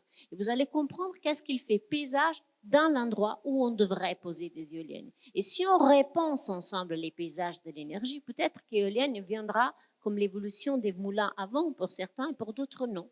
Ce que je veux dire par là, c'est que ça signifie repenser nos méthodes. C'est vraiment les repenser à la une de qu'est-ce que la nature et ses représentants, ces savoirs diffusés au sein aussi de la population peuvent amener à basculer comme cadre. Et donc ça signifie que la CNDP, nous, les organisateurs, devons être souples, devons être plastiques, faire preuve de plasticité dans notre manière de nous adapter un certain type de territoire et de contexte. Nous avons fait des propositions dans la note et commencé à esquisser des propositions, mais je pense que c'est vraiment la manière de réagencer l'information, de travailler la question de qui est légitime à porter des informations, comment mutuellement on les fait émerger et ensuite comment on fait circuler la parole et la restitue bien évidemment. Donc la question de la représentation, qui est légitime pour parler et pour parler au nom de qui. Une question qui se pose aussi d'ailleurs avec aussi les personnes. Pas plus tard qu'il y a un mois, je faisais un webinaire et une personne a levé la main levé la main dans l'écran pour dire que de toute manière, c'est difficile dans un projet de laisser parler les personnes qui ne se connaissent pas et que quand on fait un débat, si on est connaisseur du sujet, on doit parler, sinon on ne doit pas parler. Vous voyez, c'est pas légitime. Mais c'était pas fait avec des mauvaises intentions. La personne était vraiment convaincue que vous n'avez pas le droit de parler si vous connaissez pas le sujet. Et ça, je trouve que c'est aberrant de dire ça dans le cadre d'une démocratie participative parce qu'on demande à la démocratie participative une pureté qu'on n'applique pas, par exemple, au système électoral. Mais vous imaginez si on vous disait, messieurs et mesdames, avant d'aller voter, on ne vous fera pas voter si vous ne connaissez pas bien les programmes de tous les partis. Hein, sinon, vous ne pouvez pas... voilà. C'est un peu la même chose. Donc, c'est absolument contre-intuitif. La démocratie participative procède pour une logique et par des antinomies aussi, des contradictions qui sont différentes de celles de la démocratie représentative. Donc, vous voyez la question de la légitimité, de la représentation, même par rapport aux humains dans le cadre de la participation, se pose différemment. Figurez-vous quand il s'agit de parler au nom de la nature. Ouais. Et justement, participer, ça suppose de comprendre et de s'informer, et vous l'avez évoqué, de se sentir légitime. Est-ce qu'il faut repenser l'éducation civique et scientifique à l'aune des enjeux écologiques pour renforcer justement une culture de participation plus grande? Penser une culture de participation plus grande. Ah, une culture de participation. Enfin, de toute manière, c'est la question de l'environnement et de l'écologie et de la démocratie sont étroitement liées. Donc cette question-là nous amène à repenser nos systèmes démocratiques, nos systèmes surtout de prise de décision. Mais l'enjeu, c'est aussi comment on intègre les expertises diverses et variées dans la décision. Les expertises sont loin de nos parlementaires, physiquement et non. C'est-à-dire que nos parlementaires, par exemple, dialoguent très peu avec la recherche, avec les experts ou avec d'autres formes de savoir divers et variés. La question, c'est aussi comment on intègre davantage ces différentes expertises plurielles et parfois contradictoires dans la décision. Et pas seulement, repenser la participation signifie aussi ça, mais il est clair qu'on a à repenser en continu nos systèmes de participation, d'autant plus dans un système, et je me réattache à deux éléments de contexte dont je parlais, d'un contexte de bouleversement écologique et démocratique, voire institutionnel actuel. Certains peuvent considérer que la participation est la réponse à ces crises. Moi, je ne pense pas. Je pense que c'est un complément, un des éléments de la réponse des crises actuelles. Je crois que... Je voulais juste compliquer, parce que je suis très terre à terre, sur les exemples de participation. Moi, je suis frappé, les promenades. On organise des visites, on organise et la promenade sur le territoire, sur le terrain, sur le lieu du projet, eh bien, là, tous les participants ont un avis. Et ils s'aperçoivent qu'ils sont parfaitement compétents pour avoir un avis. Donc, ils s'expriment. Bon, c'est la qualité des garants de retirer les choses, mais voilà, je voulais juste redonner un exemple d'atterrissage très simple. Merci beaucoup à vos quatre. Maintenant, on va pouvoir procéder à quelques questions-réponses. Je vois que monsieur à gauche a déjà levé fièrement son bras. Si on peut lui tendre un micro J'en en profite veste pour bleue. introduire Gaëlle, qui donc juriste de l'association Way Légal, qui va s'occuper des questions-réponses. Oui, merci. Éric Sartori, PIEBIEM. C'est préserver l'identité environnementale de la Bretagne et des îles contre l'éolien en mer. Alors, je voulais vous faire part d'un certain désarroi qui vient de l'écart entre ce que j'entends là et ce qu'on va faire. Et j'étais ici il y a 3 ans lors d'un procès simulé, comme le fait très bien Way Légal, sur l'éolien en mer. Et depuis, on a vu Saint-Brieuc et 59 autorisations de destruction d'espèces protégées. On a vu Dunkerque qui est en train de se faire, 39 autorisations de destruction d'espèces protégées et en pleine zone Natura 2000. Il y a quasiment qu'en France qu'on fait des parcs éoliens en zone Natura 2000. Hein. Demain, il y aura un projet dont nous nous occupons spécialement qui est Bretagne Sud. Bretagne Sud, ce sera bon encore. Il y a 3 zones Natura 2000 et 2 réserves ornithologiques autour. Ça sera encore plus de destruction. Donc non, les oiseaux marins comme les plus fins des Anglais, plus fins des Baléares, les fous de bassin, voilà, et plein d'autres, non, leurs droits sont pas respectés. Les droits des cétacés, les dauphins, les marsouins qui meurent en masse lors des travaux éoliens en mer. Leurs droits ne sont pas respectés. Les droits des poissons qui sont sensibles aux champs électromagnétiques, il y a de plus en plus d'études là-dessus. Donc les raies, les requins, les anguilles, et il y en a des masses en Bretagne. Les fonds marins qui sont agressés, les coraux des mers froides, des trucs absolument exceptionnels qui sont agressés par l'éolien flottant Bretagne Sud. Non, les droits ne sont pas respectés. Et puis je voudrais parler un peu à la CNDP, là, parce que la CNDP a fait plusieurs débats sur l'éolien en mer. Alors il y a eu un exemple, un des rares exemples, peut-être le seul exemple où il y a quelque chose qui est bougé, c'est Oléron. Oléron, où la CNDP avait fait remonter la demande d'éloignement du parc. Et le résultat, il est clair, l'appel d'offres, 0 réponse. C'est-à-dire que tout simplement, non seulement l'éolien en mer est inutile climatiquement dans le contexte français, je précise, est inutile électriquement, mais en plus, il n'est tout simplement pas compatible en raison de la nature rocheuse et pentue des côtes françaises. Il n'est pas compatible avec la protection de la biodiversité. De même, sur cet éloignement des parcs, qui est une recommandation qui est remontée de la mer en débat, aujourd'hui, nous avons dans le débat sur les réseaux électriques, nous avons la CRE qui vient d'expliquer finalement, ce n'est pas du tout une bonne idée parce que ça coûte tellement cher et il y a tellement de défis techniques qu'il vaudrait mieux que RTE finalement refasse des parcs plus près et qu'on refasse des parcs plus près des côtes, par exemple qu'on étende Saint-Nazaire plutôt que d'aller plus au large, etc. Et puis sur le débat CNDP, je voudrais dire quand même quelque chose. J'ai fait beaucoup de débats CNDP, pas mal. Je crois que c'est quelque chose de nécessaire. Mais enfin, quand on compare la représentation, par exemple, des associations antinucléaires dans les débats sur le nucléaire et la représentation des associations qui s'opposent à l'éolien en mer dans les débats éoliens en mer, excusez-moi, mais ce n'est pas 2 poids, 2 mesures, c'est 10 poids, 10 mesures. Hein.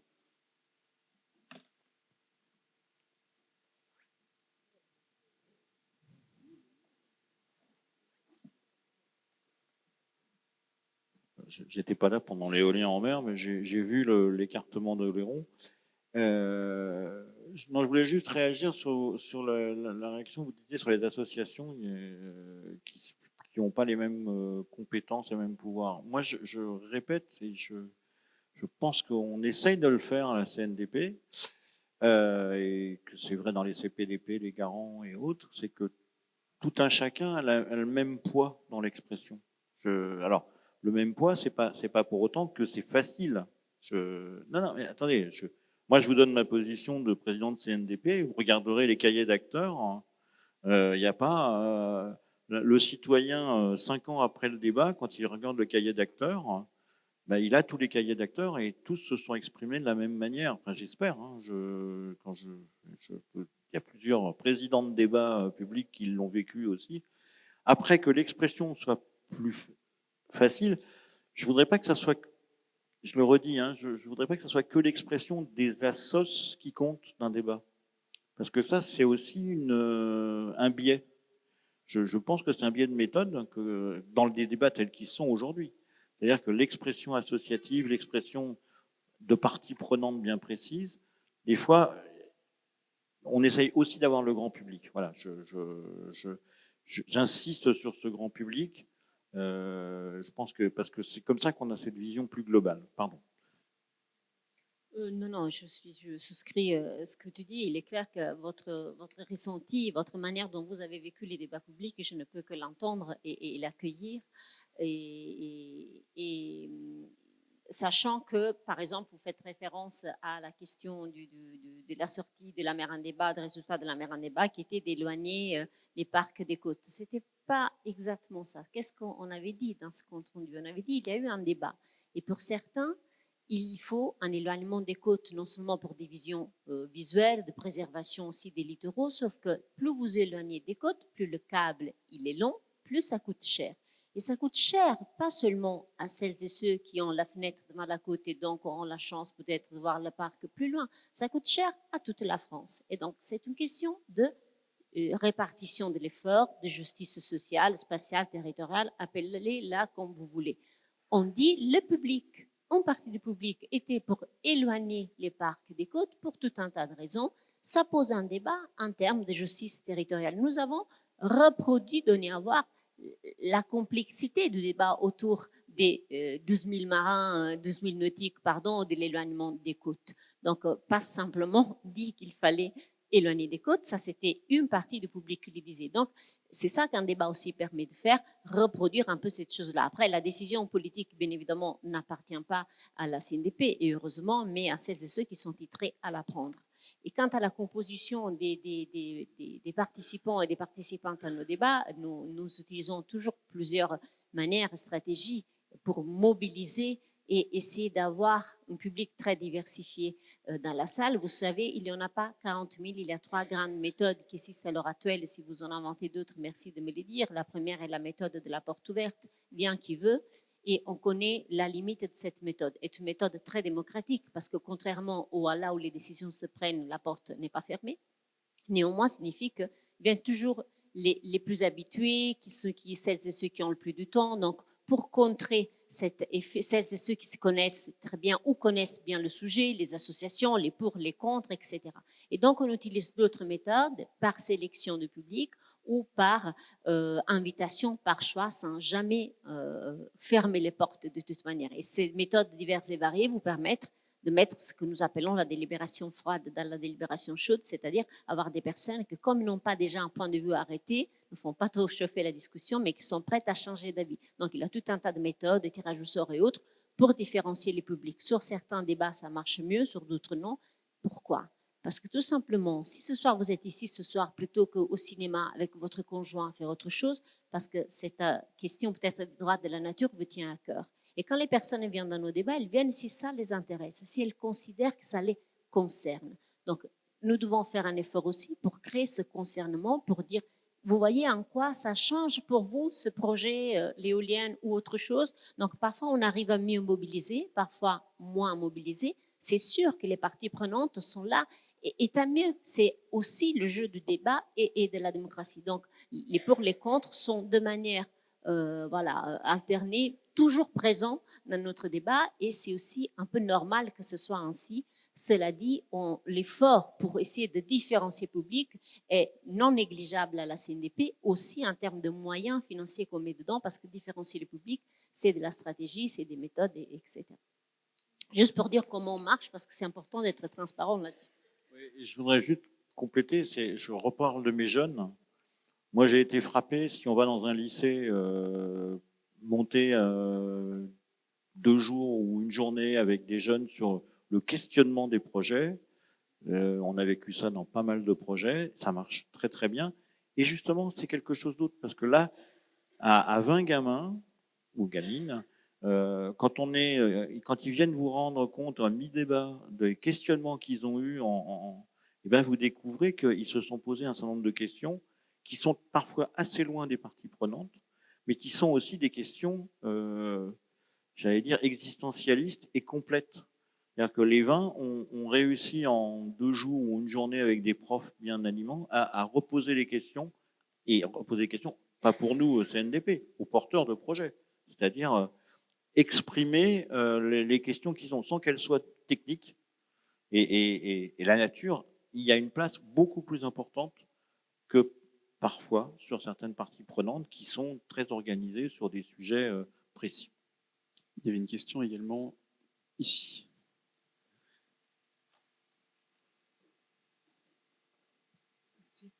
Bonsoir, Constant Delatte de Kelia. Je travaille beaucoup sur des sujets d'énergie renouvelable et finalement, je vais remercier monsieur d'avoir posé sa question, puisque ça m'évite d'expliquer le contexte de ma remarque. Finalement, cette notion, on a vu monsieur préciser qu'il souhaitait donner des droits ou qu'il regrettait qu'il n'y ait pas suffisamment de droits pour ces oiseaux au large de la Bretagne. Donc ça pose effectivement la question du droit de la nature. Mais finalement, cette notion de droit de la nature ne revient-elle pas à se poser la question de comment on définit ces droits, quel droit on donne à cet oiseau qui est au large de la Bretagne par rapport à celui qu'on va sauver en mettant ces éoliennes qui vont éviter de sortir des barils de pétrole de la Terre à l'autre bout du monde, de le transporter, de l'amener ici, de le consommer, d'émettre du CO2, etc. Et finalement, du coup, est-ce qu'on ne doit pas globaliser cette notion du droit de la nature et du coup, c'est une remarque par rapport à ce que vous disiez, madame, sur le fait de le territorialiser.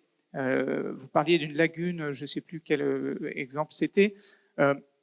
Est-ce que la notion de donner des droits à cette lagune est plus importante que la notion de donner des droits à la biodiversité en général ou à l'eau en général, voilà, et de définir du coup ses usages?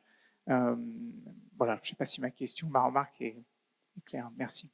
Merci beaucoup. Ça nous permet aussi de rebondir. En fait, la question des droits de la nature se concentre dans son application autour de milieux qui font du sens en termes d'écosystème.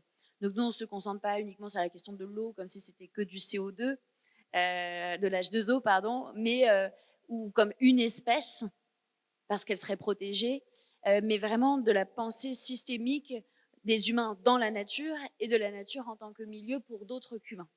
Et donc, là où la question du coup des droits de certains et des droits d'autrui se pose, ce qui est intéressante, c'est, je citerai un exemple des jurisprudences équatoriennes, parce qu'on a tellement de recul déjà sur la manière dont le juge en Équateur vient l'appliquer que c'est passionnant. La question est en fait de la proportionnalité et de la légitimité des projets. Parce qu'en fait, il y a un article que tout le monde connaît ici, dont on nous enseigne l'essence même de cet article dès l'enfance, c'est « ne fais pas à autrui ce que tu n'aimerais pas qu'on te fasse ». En fait, c'est traduit dans l'article 4 de la Déclaration des droits de l'homme et du citoyen par le législateur est compétent pour définir des lois qui permettent l'expression des droits dans le cadre de l'expression aussi afin de permettre aux autres membres de la société d'exprimer les mêmes droits. C'est-à-dire que ma liberté s'arrête là où commence la tienne. Et en fait, cette recherche d'équilibre, cette proportionnalité qui permet donc à nous, êtres humains, de nous développer, d'être en bonne santé, dans un milieu qui lui aussi bénéficie d'autres droits, c'est une recherche commune d'équilibre. Et donc là où la question se pose, et donc dans les projets d'éolien ou dans plein d'autres projets, c'est comment concilier des besoins humains avec les besoins du milieu. Sauf que nous, dans notre logique actuelle, c'est pas du tout la manière dont on raisonne. On raisonne en bon gestionnaire, en pater familias, en bon père de famille de la nature, et donc il faudrait correctement distribuer les ressources, gérer les services écosystémiques, etc. La logique des droits de la nature est une logique de partage, de réciprocité, de cohabitation au sein du milieu, replaçant l'être humain dans son milieu de vie, dans l'habitat dont il est dépendant. Et donc la recherche du bien-être du puffin ou du bien-être humain, en fait, ne s'oppose pas. Le juge, par exemple, équatorien, il a défini ce principe de proportionnalité en s'appuyant, et donc ça a été un cas très intéressant, ce fameux cas Los Cedros, justement, où en fait le juge va dire, est-ce que ces activités minières couvrent un besoin vital? En l'occurrence, c'était des matières qui n'étaient pas vitales pour l'être humain, parce que l'or ne se mange pas. Et le juge est venu poser la question, au sein de cet écosystème forestier extraordinaire, qui est le soubassement de la vie de milliers d'espèces, dont pour la plupart on n'a même pas connaissance, ce projet minier, ces deux projets miniers en l'occurrence, ne se justifient pas, car ils ne couvrent pas des besoins vitaux humains. Alors on peut discuter de ce que sont nos besoins vitaux, mais en l'occurrence pour la production d'électricité, c'est absolument passionnant. Parce que la question n'est pas est-ce que produire de l'électricité est vital, c'est quel usage de l'électricité est vital. Or aujourd'hui, on produit de l'électricité sans jamais se poser la question des usages à la fin. Qui utilise cette électricité et pour qui on la produit? Il y en a une très grande partie qui couvre nos besoins vitaux. Il y en a certainement une autre partie qui ne les couvre pas, ou qui conduit justement, voire même qui justifie ou qui les rend possibles des activités humaines qui sont non seulement non vitales, mais profondément contre-productives pour la production du vivant, pour la protection du vivant. Donc, ce débat est à trancher en réalité. C'est peut-être même celui qu'il y a derrière. C'est de quelle production d'électricité nous avons besoin. Je prends un problème sous un autre angle, mais circonstancié, parce que l'éolien en mer, donc on l'a suivi sur la question de Saint-Brieuc, c'était absolument passionnant. Moi, j'ai ce même problème en Guyane française. Est-ce que utiliser le bois de la forêt amazonienne de Guyane pour produire de l'électricité est une bonne idée? Est-ce que donc détruire un écosystème unique nécessaire au maintien de la biodiversité, mais en fait à l'équilibre planétaire pour produire de l'électricité qui va en grande partie servir les activités minières qui, elles aussi, mettent à mal ce territoire, est une bonne idée. Vous voyez, en fait, c'est là que la prise de recul sur qu'est-ce qui, en tant qu'activité humaine, est proportionné dans la manière dont nous faisons invasion, dont nous formons une sorte d'intrusion dans les droits d'autrui. Et le juge équatorien dit, on peut mettre en balance droits humains et droits de la nature, mais il ne s'agit pas d'opposer l'un et l'autre, il s'agit de constater que nous, êtres humains, devons avoir des limites dans nos propres libertés afin de garantir aux autres l'expression de leurs besoins fondamentaux. Et en fait, quand on parle de développement durable, on parle de la même chose, puisqu'en théorie, l'idée même du développement durable, c'est de dire que nos décisions d'aujourd'hui ne doivent pas compromettre l'habitabilité des milieux demain pour les générations futures. Or, si on ne prend pas en considération les besoins du milieu lui-même, comment voulez-vous qu'on trouve des solutions qui soient adaptées sur le long terme? C'est impossible. Et donc, c'est vraiment dans cette recherche d'équilibre et de proportionnalité que le juge équatorien, par exemple, a développé toute cette jurisprudence autour de qu'est-ce qui est une intrusion légitime dans les droits d'autrui et comment justement trouver une forme de pérennité dans ces relations, donc en n'invisibilisant pas, d'une part, les besoins de l'autre, mais en trouvant aussi des relations qui soient justes. Et ça, c'est quelque chose qu'on se pose très rarement comme question, en fait, dans notre modèle démocratique, et qui sont fondamentales en réalité, parce que c'est là notre marge de manœuvre. Sur quoi est-ce qu'on peut, de quoi on peut faire le deuil pour préserver les milieux, pour permettre aux autres d'exprimer leurs besoins vitaux. C'est fondamental en démocratie, parce que sinon, on ne se pose même pas la question de composer avec l'autre. On dépasse, là on a quand même dépassé la 7e limite planétaire, et on va continuer en réalité, tant qu'on ne se pose pas la question de ce sur quoi on peut lâcher, la place qu'on va à nouveau laisser au vivant pour se reconstituer, parce que le vivant, c'est extraordinaire, se reconstitue spontanément, mais encore faut-il lui laisser la possibilité de le faire. Et donc pour ça, il va bien falloir se poser la question de quelles sont les activités utiles, nécessaires, légitimes, et quelles sont les activités qui le sont beaucoup moins. Et c'est vraiment la place du débat où on peut poser ces questions à plat, réfléchir de manière intelligente, à faire émerger des propositions. En revanche, et c'est toute la limite aussi, c'est qu'aujourd'hui en l'état, le débat, et Hilaria l'a parfaitement dit, le débat n'a pas force de loi. Une fois qu'on a énoncé les avis, ceux-ci ne sont pas contraignants ni pour le législateur, ni pour les gouvernants. Et donc, du coup, c'est la limite aussi. C'est-à-dire qu'après, la question de l'équilibre des forces, du rapport de force politique, moi, je pourrais citer aussi heureusement aussi, et c'est ce qui me donne toute cette foi en la CNDP, c'est qu'il y a aussi plein de débats dans lesquels on aboutit à l'abandon d'un projet. C'était le cas de Montagne d'Or, par exemple, où justement, face à l'opposition locale et puis aux intérêts écologiques et puis aux droits des peuples autochtones, le gouvernement a fini par abandonner le projet suite aussi au retour d'expérience de la CNDP et aux conclusions qui avaient été mises. Donc, c'est tout ça les enjeux, c'est-à-dire qu'il ne faut pas donner l'impression que demain, l'idée serait que grâce à ces nouveaux débats, on viendrait à trancher dans le cadre de la CNDP des débats des questions politiques, mais de poser toutes les bases nécessaires à une prise de décision, à la construction des politiques qui soient plus éclairées en réalité. Michel Badré, je suis membre de l'association Humanité et Biodiversité. C'est à ce titre que je parle.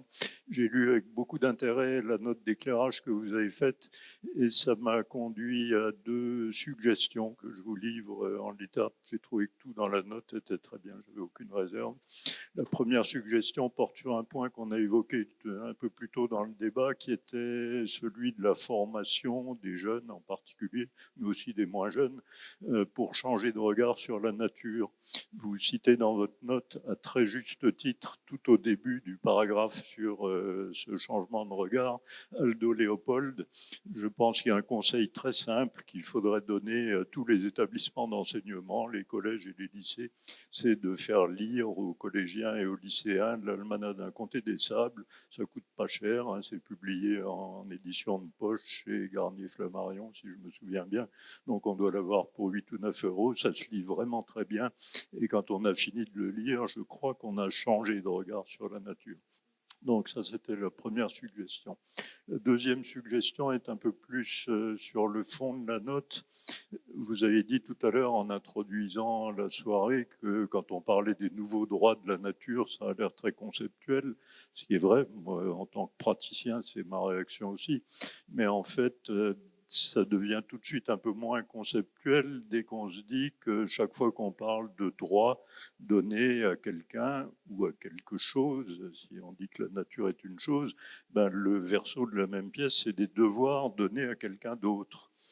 Et par exemple, dans le domaine de l'environnement, charte constitutionnelle de l'environnement, notre Bible à tous, article 1, chacun, je pense que si on le écrivait maintenant, on dirait chacune et chacun, a droit à un environnement équilibré et respectueux de la nature. Article 2, tout de suite après, toute personne, là c'est délibérément anthropocentré, donc c'est bien toute personne, alors que le premier article c'est chacun, on pourrait introduire la nature dedans si on voulait, toute personne a le devoir de contribuer ou de participer, je ne sais plus comment c'est dit, à l'amélioration et à la préservation de l'environnement. Donc on a fait le recto et le verso de la même pièce. Ma suggestion vient d'une comparaison qu'on peut faire avec le domaine médical, dans lequel je trempe par ailleurs un peu en ce moment, sur lequel on fait tous les 5 ou 6 ans une loi de bioéthique. Qu'est-ce que c'est que la loi de bioéthique? C'est un truc qui met en comparaison le recto et le verso. Au recto, il y a les droits des patients ou de toute personne pas encore patient, pas encore malade. Et puis au verso, il y a les devoirs de la collectivité, dont les soignants, mais pas seulement eux, la collectivité, qu'est-ce qu'elle fait pour que les droits des patients soient respectés. Dans la note, vous parlez beaucoup des droits, pas beaucoup des devoirs, mais je trouve que ça serait intéressant de faire cette transposition. Là aussi, moi j'y pensais en étant plongé comme nous tous dans le backlash environnemental, comme on dit depuis quelques années. Comment on fait pour s'assurer que les droits des personnes et de la nature progressent au même rythme et au bon rythme par rapport aux devoirs. Et là, il s'agit bien de personnes humaines ou d'organismes ou de collectivités publiques qui ont le devoir, article 2 de la charte, de participer à la préservation de l'environnement. Il me semble que là, on n'est pas du tout dans le conceptuel, on est dans le très pratique, comment on équilibre ces deux, ce recto et ce verso de la même pièce. C'est intéressant parce que c'est exactement la construction choisie par la Déclaration universelle des droits de la Terre-Mère, qui est un texte symbolique, mais co-construit par un réseau mondial d'acteurs du mouvement des droits de la nature en 2010 à Cochabamba. Et donc, il y a un article premier qui définit ce qu'est la Terre-Mère, un article 2 qui définit ses droits, et qui en fait une liste assez exhaustive, et un article 3 qui définit les devoirs envers la Terre-Mère. C'est un très beau texte qui est disponible en ligne et qui est assez inspirant. Pour notre part, on a une réflexion sur l'article 1er de la Charte de l'environnement, justement pour élargir la protection du droit à un environnement sain à, en fait, chacun, humain et autre qu'humain. L'idée étant que dans l'article 1er, on ne finisse pas par dire la nature est la seule titulaire de droit et du droit à la préservation, du droit à l'intégrité, du droit à la santé, mais qu'en fait, en tant que groupement collectif auquel nous appartenons chacun, et donc les milieux, mais aussi tous les êtres qui le composent, ont le droit à la protection de leur intégrité. Et ça fait partie aussi d'une logique de ne pas opposer les humains et la nature, mais de faire en sorte qu'on comprenne qu'il y a un enjeu collectif à l'émergence de ce droit à un environnement sain. Et c'est assez intéressant ce qui se passe en ce moment sur la scène internationale à ce sujet-là, puisque dans la fameuse affaire de la lagune Mar-Ménor, il y a eu une décision suite à l'adoption de la loi. Le texte a été contesté par l'extrême droite devant la Cour suprême, la Cour constitutionnelle en Espagne, ce qui a donné lieu à une décision de justice assez mémorable, la première en son genre en Europe. La Cour avait été saisie par l'extrême droite, donc d'une opposition qui pourrait naître du coup de la reconnaissance des droits de la nature et de cette lagune en particulier aux droits humains. Et le juge constitutionnel est venu dire qu'il n'y avait en réalité aucune opposition, car le droit à la dignité humaine était nécessairement dépendant de la bonne intégrité du milieu. Et que donc, en fait, les droits de la nature contribuaient à protéger les droits humains et en étaient même, en fait, le soubassement nécessaire et logique. Et donc, du coup, c'est intéressant parce que ça amène cette question d'une part, d'une forme d'éco-dignité, d'une dimension collective de la dignité humaine qui fait de facto que nous ne pouvons pas être séparés du milieu, mais aussi que repenser cet article premier de la Charte de l'environnement pour faire d'un seul article, en fait, créer une forme de solidarité entre humains et autres qu'humains est très intéressante. Et je tiens à souligner que d'ailleurs, en substance, c'est déjà d'une certaine manière inscrit dans notre code de l'environnement. Il y a un article qu'on n'utilise jamais et qui est pourtant absolument fascinant. Le principe de subsidiarité, mais aussi le principe de solidarité. On n'en parle absolument jamais. Pourtant, il est inscrit dans les principes directeurs du Code de l'environnement, que toutes les décisions publiques doivent être prises en solidarité avec les milieux naturels ou artificialisés et les êtres vivants. C'est incroyable. Et c'est écrit noir sur blanc depuis la loi de 2016 sur la biodiversité. Et pourtant, on ne le mobilise pas aujourd'hui. Et justement, penser cette solidarité avec les autres qu'humains en tant que milieu et en tant qu'être, eh bien, c'est très intéressant pour avoir une nouvelle lecture. Nous, on l'a mobilisé avec Wild Legal en venant notamment au soutien d'une petite commune dans le Haut-Var qui s'appelle la commune d'Aiglun, dans un cas qui concernait les débits minimums réservés. Vous savez, on est censé réserver une partie de l'eau au cours d'eau lui-même. Et donc, en droit, on dit que ce débit minimum réservé est réservé au droit des sources, des cours d'eau, des fleuves. Et en réalité, on essaye justement d'amener le juge à avoir cette réflexion autour de l'article 1er de la Charte de l'environnement, à savoir, est-ce que demain, en fait, on ne pourrait pas repartir de là pour justement penser une solidarité et une intégrité du milieu lui-même, milieu qui est un lieu de partage entre humains et autres qu'humains. C'est une manière de décentrer le regard aussi et d'amener la question de la protection des droits humains et la question de la protection des droits de la nature sous un angle commun. Et ça, c'est fondamental en démocratie en réalité, puisque beaucoup de nos débats aujourd'hui sont conduits sous cette idée, et c'est un dogme qui dure en France, que protéger la nature, c'est forcément aller contre les intérêts humains.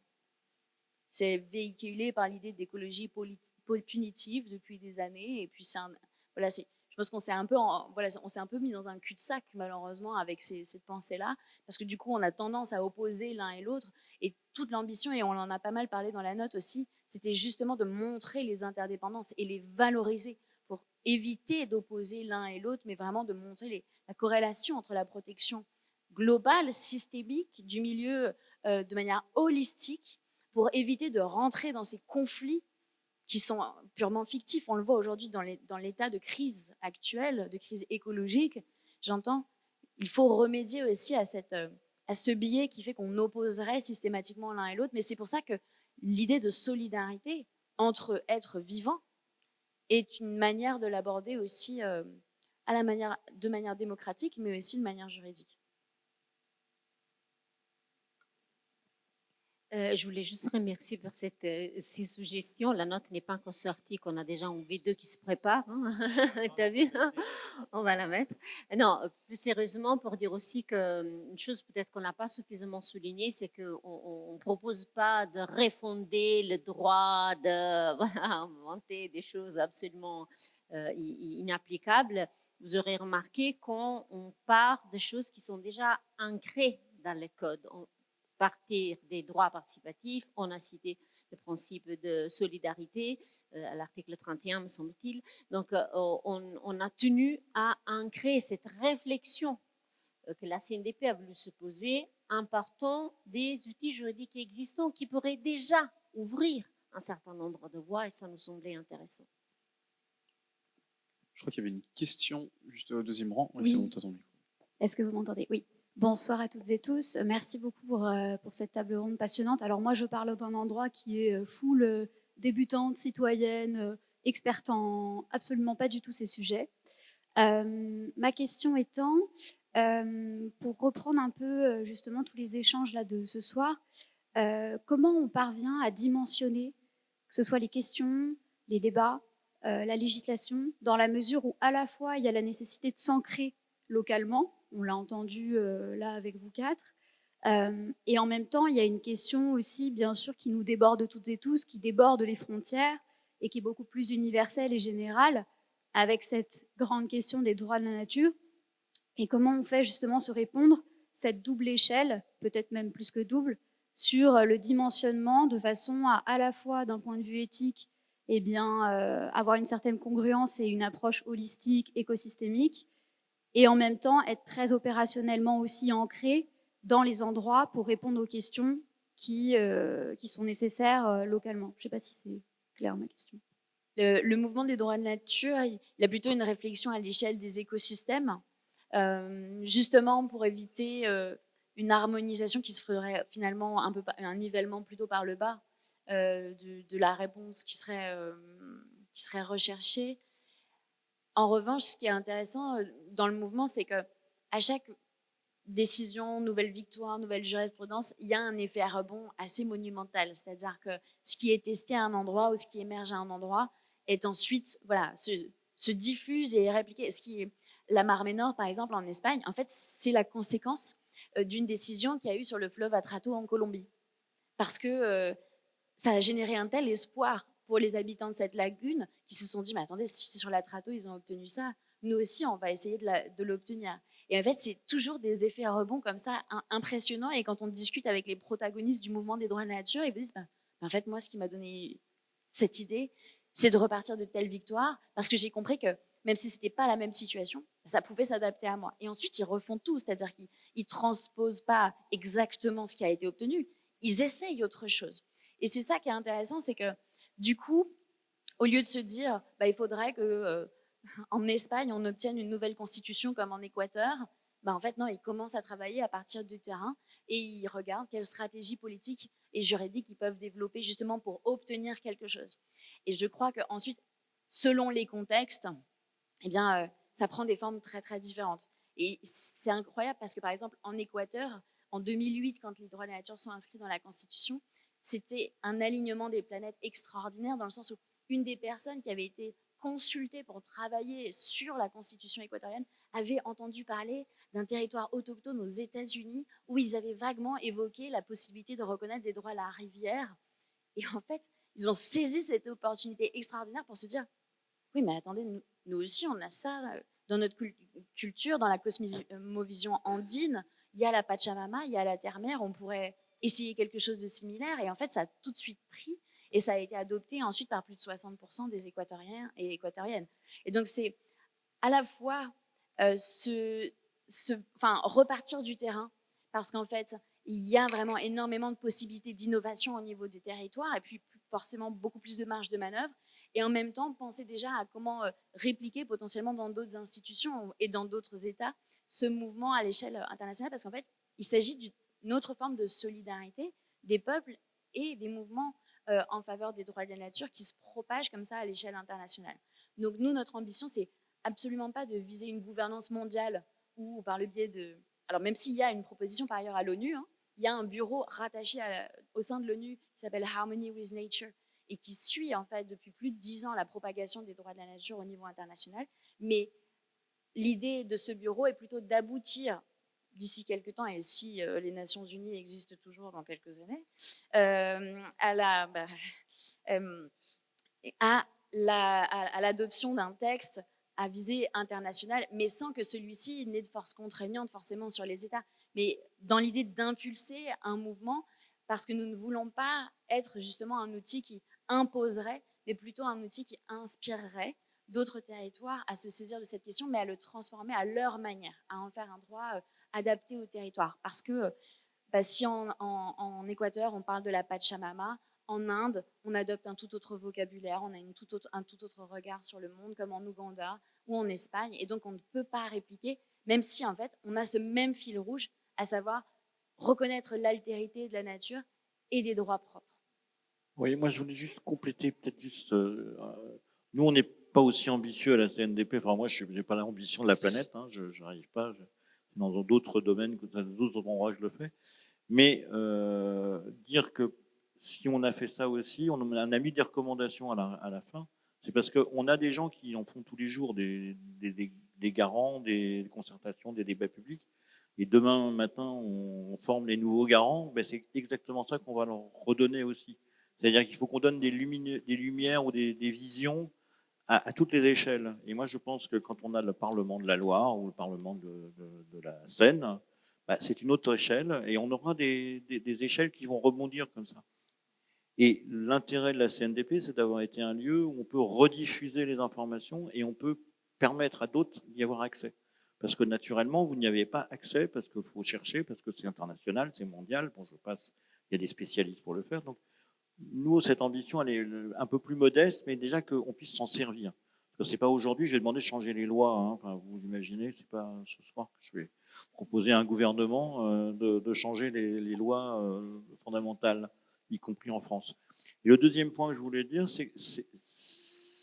on l'a dit tout à l'heure, c'est territorial, mais ce qui est nouveau dans le monde d'aujourd'hui, je l'ai vécu dans un autre domaine, c'est le vélo, hein, les pistes cyclables et les expérimentations qu'on a pu faire.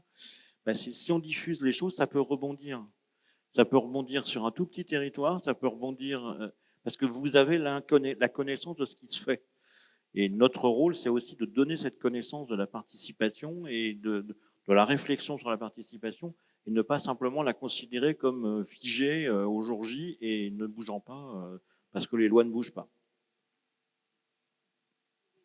Juste par rapport à la question de l'échelle et de l'approche, ce qu'on dit un peu dans la note, c'est pas seulement la question de changement d'échelle, parce qu'avoir une approche holistique, c'est pas forcément faire du scaling up, c'est appréhender le terrain, un terrain même hyper local, hyper spécifique, avec une approche holistique. Autre chose qu'on pose aussi dans la note, c'est le fait que tout débat fait le scaling up, tout débat monte en généralité, parce que parfois on a envie de parler de sujets beaucoup plus généraux, ce qui n'empêche pas d'avoir une approche plus complète quand on aborde des sujets hyper locaux. Donc on a essayé de distinguer l'approche holistique et la question du scaling up ou de la montée en généralité, si vous voulez. Voilà.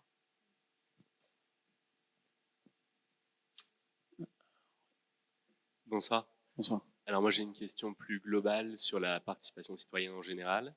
Je voudrais simplement rebondir sur ce qu'a dit la personne juste avant moi dans sa question et dans sa présentation. Elle a dit moi je suis personne, je suis juste une citoyenne, je ne suis pas experte. Mais en fait je pense qu'il faudrait prendre du recul sur nos profils et sur nos personnalités et considérer le fait que si nous sommes ici c'est parce qu'on est intéressé par les questions citoyennes et aussi par les questions de la nature. Et plus globalement, dans les démarches de participation citoyenne, on voit se produire des effets de séparation entre les citoyens qu'on cherche à mobiliser et pour lesquels on aimerait connaître l'opinion, les besoins, et les personnes qui participent au processus de participation, qui sont généralement très, très éloignées de ce profil sociologique-là. Par exemple, dans le grand débat, après les événements des Gilets jaunes, on a vu que les personnes qui ont participé étaient généralement bien plus âgées, bien plus formées, bien plus riches que les personnes qui étaient sur les ronds-points. Et ça pose une question de se demander si finalement la participation citoyenne n'amène pas moins de démocratie, alors que justement elle cherche à en apporter davantage. Si on interroge toujours les mêmes personnes et si on prend en compte uniquement un profil dans nos réflexions, Ça pose question pour notre démocratie. Et donc, j'aimerais savoir si, au sein de la CNDP, vous vous posez ces questions et si vous cherchez, au-delà d'ouvrir vos portes pour accueillir toujours plus de témoignages et de débats, chercher à cibler plus précisément le profil des personnes que vous interrogez pour construire des réflexions avec celles-ci et presque celles-ci uniquement en fermant parfois les oreilles sur les personnes qu'on entend toujours. Oui, oui. La question ne m'est pas posée, mais je vais répondre d'abord. Pour partager ce que l'on fait au sein du CESE, et puis comme ça, après, ça pourra aussi ouvrir sur ce que fait la CNDP. Mais donc, on a depuis la mise à jour de la loi organique qui définit les prérogatives du Conseil économique, social et environnemental, la capacité à organiser de la participation citoyenne. Avec cette idée justement de se dire que, c'est parfois le terme qui est utilisé ici ou là, il y a les experts de la participation, ceux qui viennent à tous les débats, qui savent répondre aux questions, qui ont le petit flyer qui va bien, etc. Et aussi de se dire comment est-ce qu'on va toucher potentiellement d'autres publics. Donc on a différentes typologies de travail au sein du CESE. On a déjà les conventions citoyennes qu'on met en œuvre. Donc il y a la première convention citoyenne sur le climat, il y a eu celle sur la fin de vie, et en ce moment se tient une convention citoyenne sur les temps de l'enfant, avec justement cette idée de se dire que si on veut avoir un débat, pas à la place, mais complémentaire de ce qui peut être fait avec les acteurs organisés qui se tiennent déjà dans les instances qui existent ici ou là, d'avoir déjà des citoyennes, des citoyens qui sont tirés au sort. Donc déjà, ça permet de limiter un peu le biais finalement de représentation que vous évoquiez. Et là, on est allé un cran plus loin dans cette convention citoyenne. C'est qu'on a travaillé avec une association qui s'appelle ATD Carmonde, donc une association de lutte contre l'extrême pauvreté, qui nous a aidé à pouvoir faire participer à ces travaux-là des personnes qui étaient extrêmement exclues, en grande précarité, et donc d'avoir un véritable accompagnement pour qu'elles puissent participer aussi à ce processus délibératif citoyen. Et donc on expérimente ce dispositif pour la première fois, ce qui permet d'avoir des publics qu'on n'avait jamais.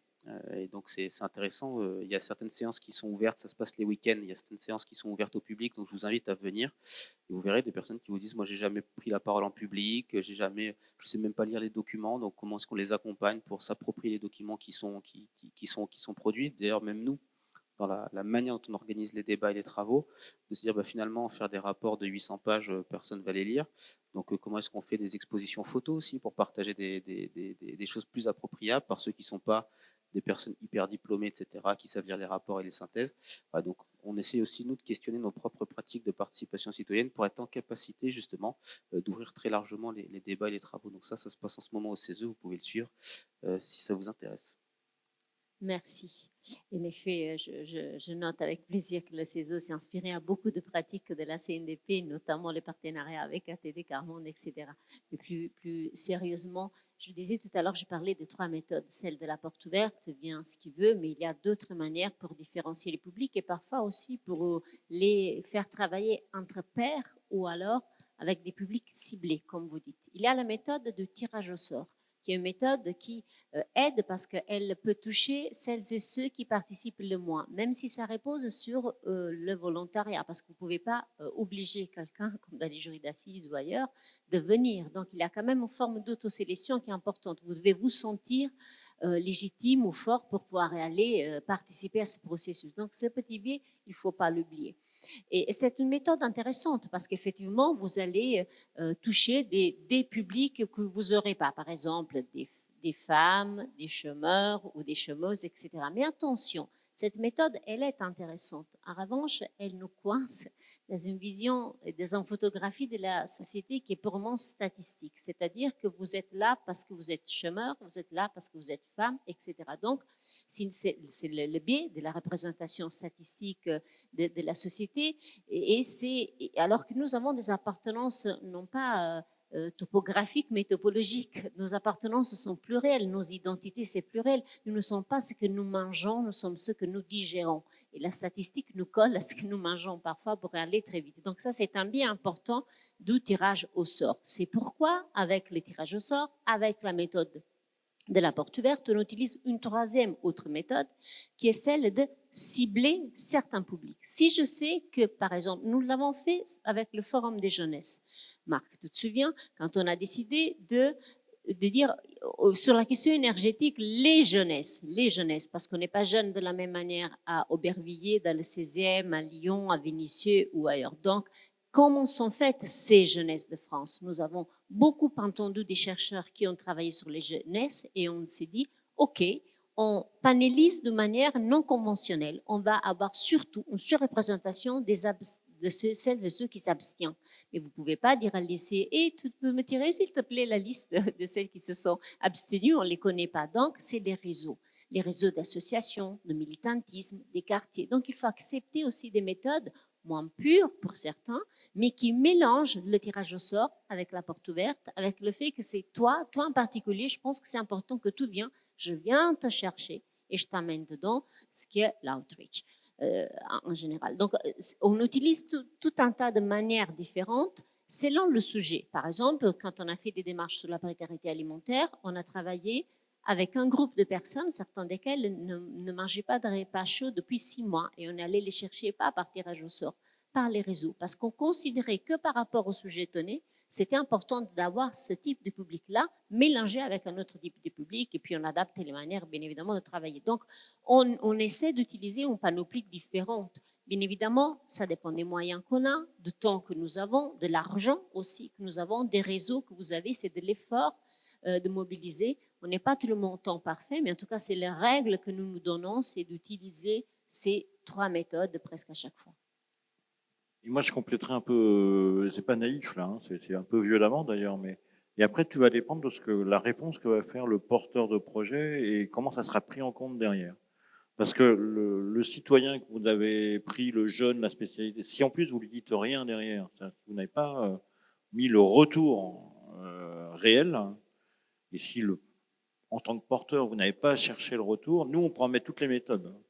Mais ça provoque une frustration et un côté même désagréable pour les gens qui ont participé, parce qu'ils ont mis du temps pour le faire. Donc, le complément, c'est ça, c'est-à-dire qu'il faut en plus savoir rendre. Toi, tu parlais de le forum des jeunes. J'ai beaucoup souffert qu'on ne puisse pas leur rendre rapidement la réponse précise de ce qui avait été posé comme questionnement. Même si c'est non. Parce que je pense que dans le citoyen, il y a aussi un moment, il faut qu'ils comprennent droit et devoir, hein, comme on s'amuse des fois à dire. Il y a des choses où on ne pourra pas dire oui. Mais il faut le dire. Il ne faut pas ne pas répondre. On a des batailles avec Michel sur un certain nombre de projets, où franchement, c'est la réponse qui nous énerve, l'absence de réponse qui nous énerve. Et qui énerve le citoyen, parce que derrière, quel que soit le sujet, les gens ont aujourd'hui, et c'est un droit, d'avoir une information, mais d'avoir aussi la réponse à leurs questionnements.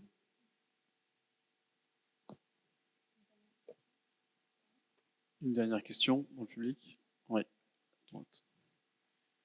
Bonjour à toutes et à tous, je suis Judith Ferrando, je suis praticienne de la participation publique. Et je voulais insister sur un point aussi pour répondre aux questions sur qui vient, qui ne vient pas. C'est aussi intéressant de ne pas enfermer les gens dans ce qu'ils représentent et statistiquement et finalement de présager de ce qu'ils vont dire par uniquement leur appartenance. Et je fais le lien avec la question de la nature. J'ai eu l'occasion d'expérimenter plusieurs démarches de délibération dans lesquelles on demandait à des citoyens, à certains moments, pas forcément au début, mais de penser en se mettant dans un jeu de rôle, un moment à la place de la nature, enfin, pas de la nature, hein, d'une espèce en particulier, c'était beaucoup plus situé, ou d'un milieu, de se mettre à la place des générations futures. Alors ça s'accompagne, hein, bien sûr, c'est pas si rapide que ça, mais ce qui était très intéressant, on a eu l'occasion de le faire pour la CNDP au moment du débat sur l'eau potable, où c'était des jeunes, dans un atelier La Relève, qui devaient s'imaginer en 2050, dans une perspective de raréfaction de la ressource, de se dire finalement c'est quoi le juste partage, pour dire les choses comme ça, de l'eau, quand on se met à la place de citoyens, d'acteurs économiques. Enfin, il y avait des jeux de rôle, mais aussi si on est un épinoche ou si on est un iris des marées, dont la survie dépend aussi de l'eau. Et ce qui était intéressant, c'est qu'au début, les jeunes, ils ont dit oh, je ne sais pas moi ce qu'ils pensent, un épinoche. Et donc là, toute l'idée, c'est de comprendre un peu quels sont les besoins de l'épinoche pour bien vivre. Et à partir de là, ça a permis de faire rentrer dans la discussion collective entre les citoyens et donc dans les interpellations, dans les recommandations, des nouveaux points de vue qu'ils n'avaient pas eu jusque-là. C'est-à-dire ça les a décentrés et ça a amené la question du long terme, ça a amené la question du partage avec le vivant d'une ressource limitée. Et en ça, ça reste un jeu de rôle, ça reste des expérimentations, on en a conduit aussi à l'échelle européenne, mais ça permet vraiment d'enrichir les termes de la discussion collective et donc d'élargir la vision des critères de justice que nous allons prendre en considération dans un projet. Et c'est en ça que c'est très intéressant et que ces expérimentations, même si elles ne font pas système, elles doivent pouvoir se conduire en même temps que le droit. Ça avance, le droit et les questions de revendication de personnalité juridique avancent. Il faut aussi expérimenter d'autres pratiques participatives pour que ça puisse se parler et enrichir notre manière de prendre nos décisions en société. Voilà, c'était simplement ça que je voulais partager avec vous comme témoignage. Ça sera le mot de la fin. Eh bien, merci beaucoup. Merci à tous et merci à nos 4 invités qui nous ont fait l'honneur de leur présence et de leur lumière ce soir. Et bien sûr, merci à toute l'Assemblée d'être venue jusqu'à nous pour participer ensemble à des discussions sur une thématique essentielle, la nature et la démocratie. Merci beaucoup.